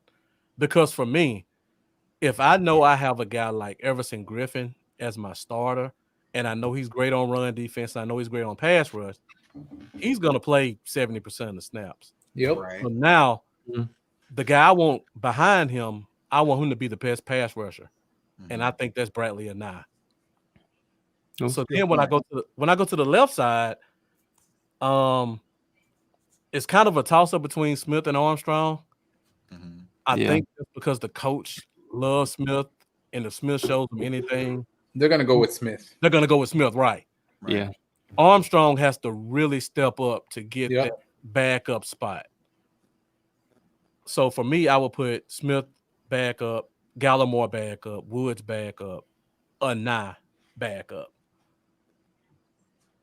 Tuck, Sid, who do you guys have? Well, we could just focus on the ends because we know, we know who's backing up inside. Yeah, but we know the inside. So yeah, I would agree. If we would have asked this question, last week, it'd have been a lot different. But like you said, Griffin's going to take a bulk of the snaps at the right end position now. Yep. So if you're going to bring in someone, it's going to bring in more of a specialist type player, which that could be Bradley and just for those pass rush situations. And the left end, yeah, I mean, like I said, I'm still high on Dorrance Armstrong, but like you said, like Aldon Smith is just their guy. Like they like him, they're familiar with, so they are going to want to see this project work. And so it's really going to have to be a situation where Dorrance Armstrong levels up during camp and really just flats out beats Aldon Smith for this position. So I think Aldon Smith will be that backup left end. I think he'll just the way it is. So. Yeah, I agree. Smith is definitely going to be a backup in the left end. Mm-hmm. So who you got it right? It's a tough exercise, I know. Yeah. And that makes more sense for sure. Yeah, like you guys are saying. If you're looking at it from depth, a 9. Yeah, I would go a 9 for sure. Yeah, because I think a 9 is going to be more situational, man. Yeah, he will. It makes sense. Yeah, more than a Crawford who's right.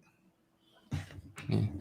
And I mean, just watching the 9 Utah, he wasn't bad in run defense. It wasn't like he was doing like Quinn and just racing. I watched his tape. Yeah. He just throws guys into a full 360 onto the ground. Right. Yeah.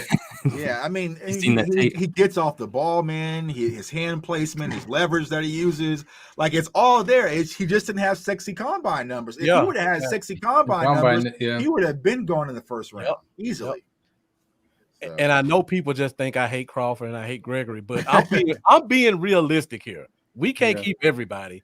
And I want people to realize we got some real talent as backups. I don't want to waste $9 million on a guy who's going to be third string. Right. It makes situational for him anymore. Yeah, no.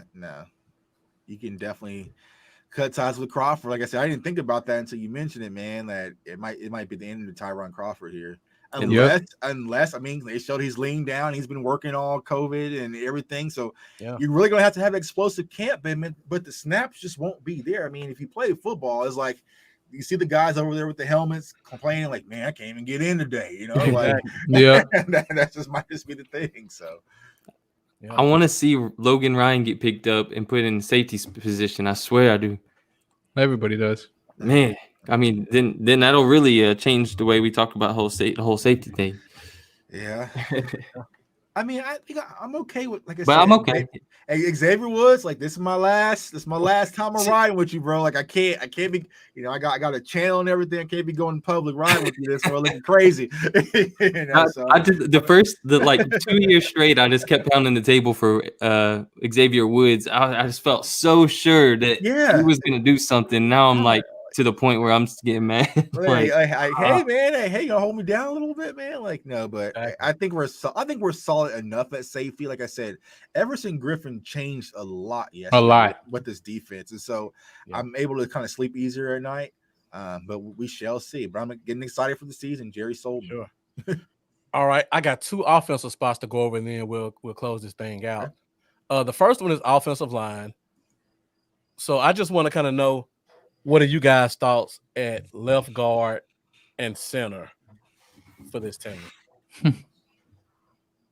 All right. So for me, it's Tyron Smith. And then left guard, I have Connor McGovern. Okay. And then at center, this is my preference. This is Coach Tucker talking to you. Right. Then I'm going with Tyler B, getting him acquainted over Joe Looney at the center position. I'll say we already know left tackle, right guard, right tackle. It's pretty set in stone. So left guard and center. I'm going to give you who I think is going to start and who I want to start. Right. So who I think is going to start the season is, I think Connor Williams will start at left guard as long as he's healthy and good to go. And Joe Looney at center. But who I want to and how I hoping it happens, I want to see McGovern start at left guard and I want to see Biadish start at center. That's what I want to see. Yeah. So. I see McGovern at left guard, and I see Looney. You know what? I think Looney did some good things last year. There was a few times, Dak got sacked because of Looney, but I believe I see Looney at center. I'm with you, Sid. I could go either way, but until I see Biadish in pads, I got to give Looney a spot for now, but I'm with you guys too. Yeah, He looked great in college. right. We want him to be that guy, but Looney's definitely going to probably be that week 1 starter. It'd be his job to lose.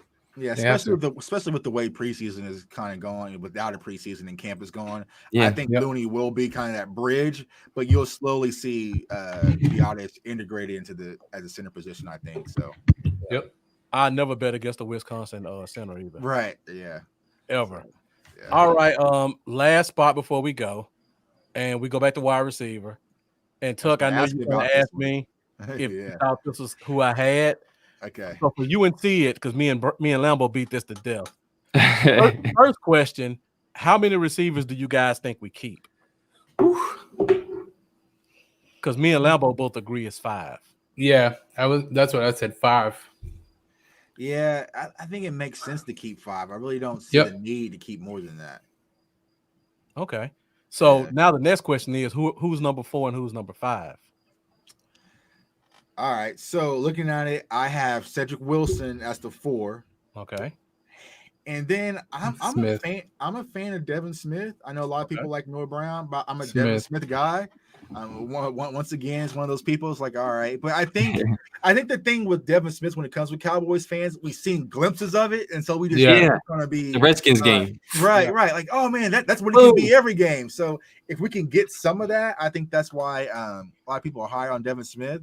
Now, a personal guy that I am a fan of, and we actually was on our practice squad last year and we let him go, and he's in LA right now, was Jalen Guyton. Yeah, and I was a huge proponent of possibly bringing him back. I'm actually Facebook friends with his mom. Shouts out to her. But I was like, and there's kind of up in the air, like the Chargers may or may not keep him. So I posted their day like, hey, like he can come on back to Dallas. I think he's a DFW guy too, I believe. Yeah, he's from Texas. Yes, that's why bring him on back. He's home. a North Texas kid, right? Yeah, and I think he started off at Notre Dame and then went to North Texas, I believe. Yeah. So yeah, and if you think about it, Dak had a good rapport with him last season. He's also a return guy, so that would be my 5th guy to bring in if it was up to me. But I think we go with Cedric Wilson and also Devin Smith as far as the last 2 in the roster. I think we could all agree to that because Marcus he's got to take for Mr. Noah. I believe Brown, unless he changed his mind. No, I haven't. Okay, here we go. Marcus's take. For me, here's my reason. I did some homework on the stats of 4th and 5th receivers and 6th receivers. Okay. When you look at an average team, and I did 3 teams who are really heavy on the top 3 guys, there's only 44 targets for the year left for your 4th receiver, your 5th receiver, your backup tight end, your backup running back, and your fullback. 44 targets for the year. Okay. Now, if you assume, let's round it up to 50, and let's assume a 60% catch, not catch ratio. That's 30 catches for the year split between basically 5 backups. Right. Now, for me, we love Devin Smith. He only had 5 catches last year, and people forget that. Right. Even if you double that to 10 catches, would you rather have 10 catches or 15 to 20 special teams tackles by keeping a 7th corner or a 5th safety or 7th linebacker? And my argument is 10 catches is less than 1 catch a game. 20 tackles is a Pro Bowler for special teams. Right. So I'm weighing it. Do I want a borderline special teams guy, or do I want a guy who may get a catch a game or he's drinking Gatorade on the sideline? Right. And that's a great argument that you make too. And he's also a great blocker. Right. And that's why I like Noah Brown, because Noah Brown, I don't care about catches from my 5th guy because you're only going to get maybe 5. You're giving me 6 phases of special teams. But what if those 5 to 10 catches are explosive plays that could really change the course of a game, though? So, but how likely is that? From your 5th receiver? I mean, but it's a possibility. But I see what you're saying, though. Like, yeah, it's just really about the need of the team for special teams. Like, I mean, people forget that's a very important factor. I mean, we didn't talk about special teams when it comes to comparing the NFC East, but that's a key element because we lost a lot of games last year just due to special teams. So, that's a great point. So, yeah, and if that's the way that the team thinks about it and does decide to keep a guy for his special teams talent like Noah Brown, then, that puts a great battle at that fourth spot between, to me, Devin Smith, Cedric Wilson, and John Bay Johnson if he's got hands this camp. Right. So, and our kind of thought process on why we keep 5 over 6 is because we feel like the talent level that will be on the practice squad we feel like the talent level will be there to bring up. If someone goes down, we need to bring up a guy. Right. And that's Mark. God forbid anybody. Parker will be there, and I think he's got potential too. I think I can get just as much from Aaron Parker and John Bay Johnson on the practice squad than I could keeping Devin Smith on the 53. And I mean, we could agree to disagree on that, right? But that's just my opinion. When it comes to 5 or 10 catches, I mean, Devin Smith did a lot with those 5 catches last year. So that's man, I can't take that from him. I know that's the hard part about it, man. Like when he did get his moment, I mean, there was big moments from Devin Smith, and I think that's why a lot of Cowboys fans are tied to him. But you also want to make sure you're getting the most bang for your buck. So with the special teams guy, I'll tell you one thing: if Devin Smith don't make the roster, he's gonna end up in New York, I think. By that I mean on our division, it's New York. Yeah. Okay. Yeah, Garrett will snatch him on up. Mm-hmm. He could start. Yeah. He could get on the field a lot for them. Yeah. Oh yeah. Yeah, he could definitely. For a decent amount, at least. At worst, be number 4. And worst. There wasn't 2 always hurt anyway, so he'll be started by week 3. Right. Yeah, Golden Tate showed up against us and then peace out. Like that's that's all. We'll play good against us. Yeah. 142 touchdowns. He's like, all right, I'm done. I did my thing. Make this check against Dallas, no matter he's in Detroit, Seattle. Right. Yeah, I don't know what it is, man. It's just Golden Tate. So, yep. All right, well, that's pretty much all we got for tonight, guys. You guys got anything else you wanna add? Any other topics? Anybody in the comments want to throw a question out? I got a quick question. So, what do y'all think about the new lean Dak? We were just talking about that earlier before you came on, Ashley, and I said he looks good, man. I mean, he's doing something right, and I think that we're gonna see crazy things from him this year. And I think under Mike McCarthy, I think it's gonna be he's gonna be a dangerous QB. Yes, I hope that being on the tag doesn't prevent him from running on a third and 3 where he throws incomplete. He won't do that. He's got last even year more to prove now, and but you don't want to get hurt. You still ain't got your long deal. Everyone's been down on my back about this, but there's no way you can play with the same carefree mindset. That's what I'm saying. Franchise tag, you just can't. Last year he didn't run like he usually does, right? Because he was playing for a contract, and this year, I mean, it's going to be in the back of your mind, like because your agent's going to constantly be telling you, like, "Hey, man, do what you got to do, but just make sure you protect yourself." And so when it's that big third down, you might have to take a leap, and that Dak normally does. That's going to play into your head. So I will say though, I think we have the talent to get to the playoffs with him, not doing a lot of that. Yeah. And when we do get to the playoffs, I think that will be the point where he turns up and run a linebacker over and turn it up. So yeah, as long as we get to the playoffs, I think we'll then at that point get to see all out Dak. Right. So I think, the talent pool is deep enough on offense, especially where Dak doesn't have to do as much. Like, just spread the ball out and let these weapons do what they do best. And so, like I said, I'm excited. Okay. We didn't take any calls tonight, but we'll be on for another 90 seconds. I'll put the number up. If anybody wants to call in before we sign out, speak now, forever hold your peace. Man. So before we go, see it, Tuck, give everybody your social media, where they can find you at, what you guys got upcoming. Yeah, man. Listen, you can find me on Dallas Cowboys for Life on YouTube. That's the number 4, Life on YouTube. You can find me on Twitter, SidDC, the number 4. life. Listen, I got a show coming up tomorrow morning with Ruth the Truth. She's actually a podcast. Great. She's a great reporter. I watched some of her streams, so tune in to check that out. Me and J Tuck got some crazy stuff coming up as well. I got the apparel coming, guys. You'll be able to get your Sid for life.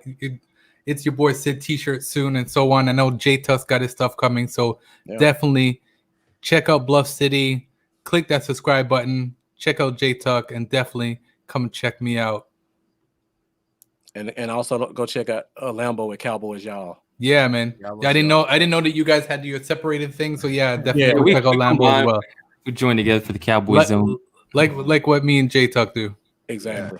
Yeah, man. So I appreciate you guys, having me on. I know I've reached out to you on Instagram before, so you guys have to definitely come on my channel as well. But Cowboys Fans Only on YouTube. That's Cowboys Fans with the S. Find me on Twitter and also Instagram at JTuck151. Like I said, I just love talking Cowboys content with passionate fans, knowledgeable people like yourselves, man. I have a blast doing it. So I got a lot of things in work for my channel personally, a lot of big guests in the works, and so all that fun stuff. So stop on by, hop in the chat, man, and we just do what we do to love to do is talk Cowboys football. So thank you guys for having me on. Thanks for coming on, guys. I had a blast talking to y'all, man. We definitely got to do it again. It's fun. Yeah, like I said, good conversation, man. If it was Friday night, man, we'd probably be going for a little bit longer. 100%. So, listen, I know me and J Tuck will definitely have you on each of our shows. So we'll definitely do this again.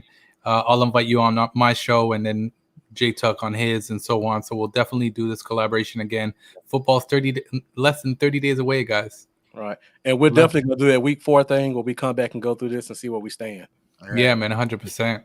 Yeah. Hopefully Cowboys don't embarrass. I know, man. We had a lot of number one. Yeah. We were flexing kind of hard. So our D-line ain't all that. Elazar says, tell Tuck I said, go Knowles. Yeah, go Knowles, man. Elazar, what's up, man? Mendoza. Oh no, man, it's not a go. No. Let's go.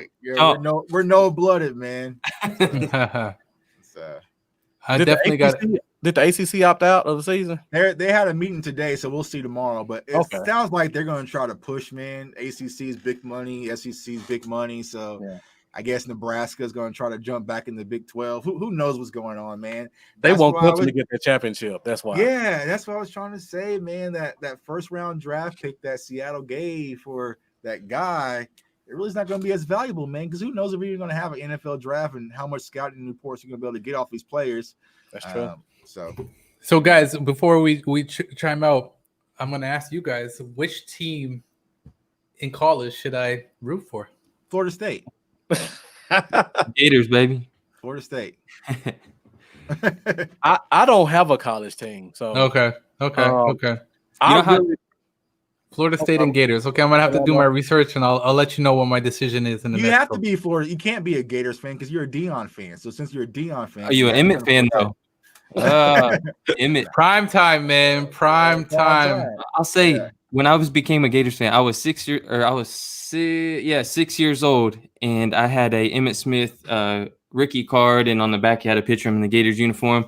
So my three of my favorite cards was my Michael Irvin, my Deion, and my Emmitt Smith. Michael Irvin's my all-time favorite player, but I was 6. I was like, I gotta come up with my college team. I'm diehard Cowboys for life already at this age. So I sat there and I was just like, all right, these are my 3 favorite players right now. And I was just like, okay, one plays for Florida State. I checked them out. One place for Miami, Hurricanes, and then Gators. I narrowed it down to between those 3 guys who I loved, who I thought had the best colors and the best logo. Right. I think it's going to be Gators. Florida, man. Prime time. All right, Florida State, yeah. Now, with me, man, it was Charlie Ward, the Charlie Ward era, man. My uncle said, hey, there's a guy, he's playing football and basketball. You can do both. And I was like, okay. And then Charlie Ward, and then I'm still shocked to this day. I'm still shocked that he chose basketball because I thought Charlie Ward would have made a great NFL quarterback. But yeah, he would have been Vic before Vic. Yeah. So, but no blooded, man. I also grew up in Norfolk and Virginia Beach area, and Percy Harvin, we went to some of the same schools and stuff like that, played on the same Pop Warner teams and things like that, and he was a Gator too, sad to sad a little bit. And EJ Manuel, though, was Florida State. He played for the same rec league team as me too. Okay. He was younger than me, so I wasn't on the same team. But me, him, and Percy all had. Okay, cool. Yeah. Of course, Hey, I'm man, nowhere near the talent of those guys. But yeah, I like EJ, man. Think about Florida football. It just whatever, it goes in a rotation, man. Oh, It'll you be thought it was Florida, then Miami. Yeah, it is a terrible combo, man. He's talking the truth. But it goes from Miami to Florida State. So last year was hard for me having Jason Garrett and Willie Taggart, man. So Yeah. I got the Mike combo this year. So hopefully things will work out. But we'll see. So see it. I don't have a team.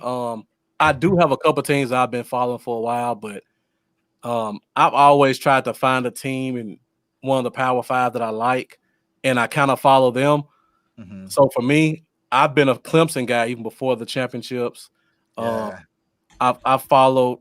Well, I went to Ole Miss, so I kind of followed. What's he wearing? I got the headband on. That's the Cowboy Dale. That's how Cowboys y'all originated. Is with my hold on. That's how Cowboys y'all originated with my character Cowboy Dale, man. And Elazar had to put the Cowboy Dale mullet on because you make about as much sense as titties on a bowl, man. Yeah, man.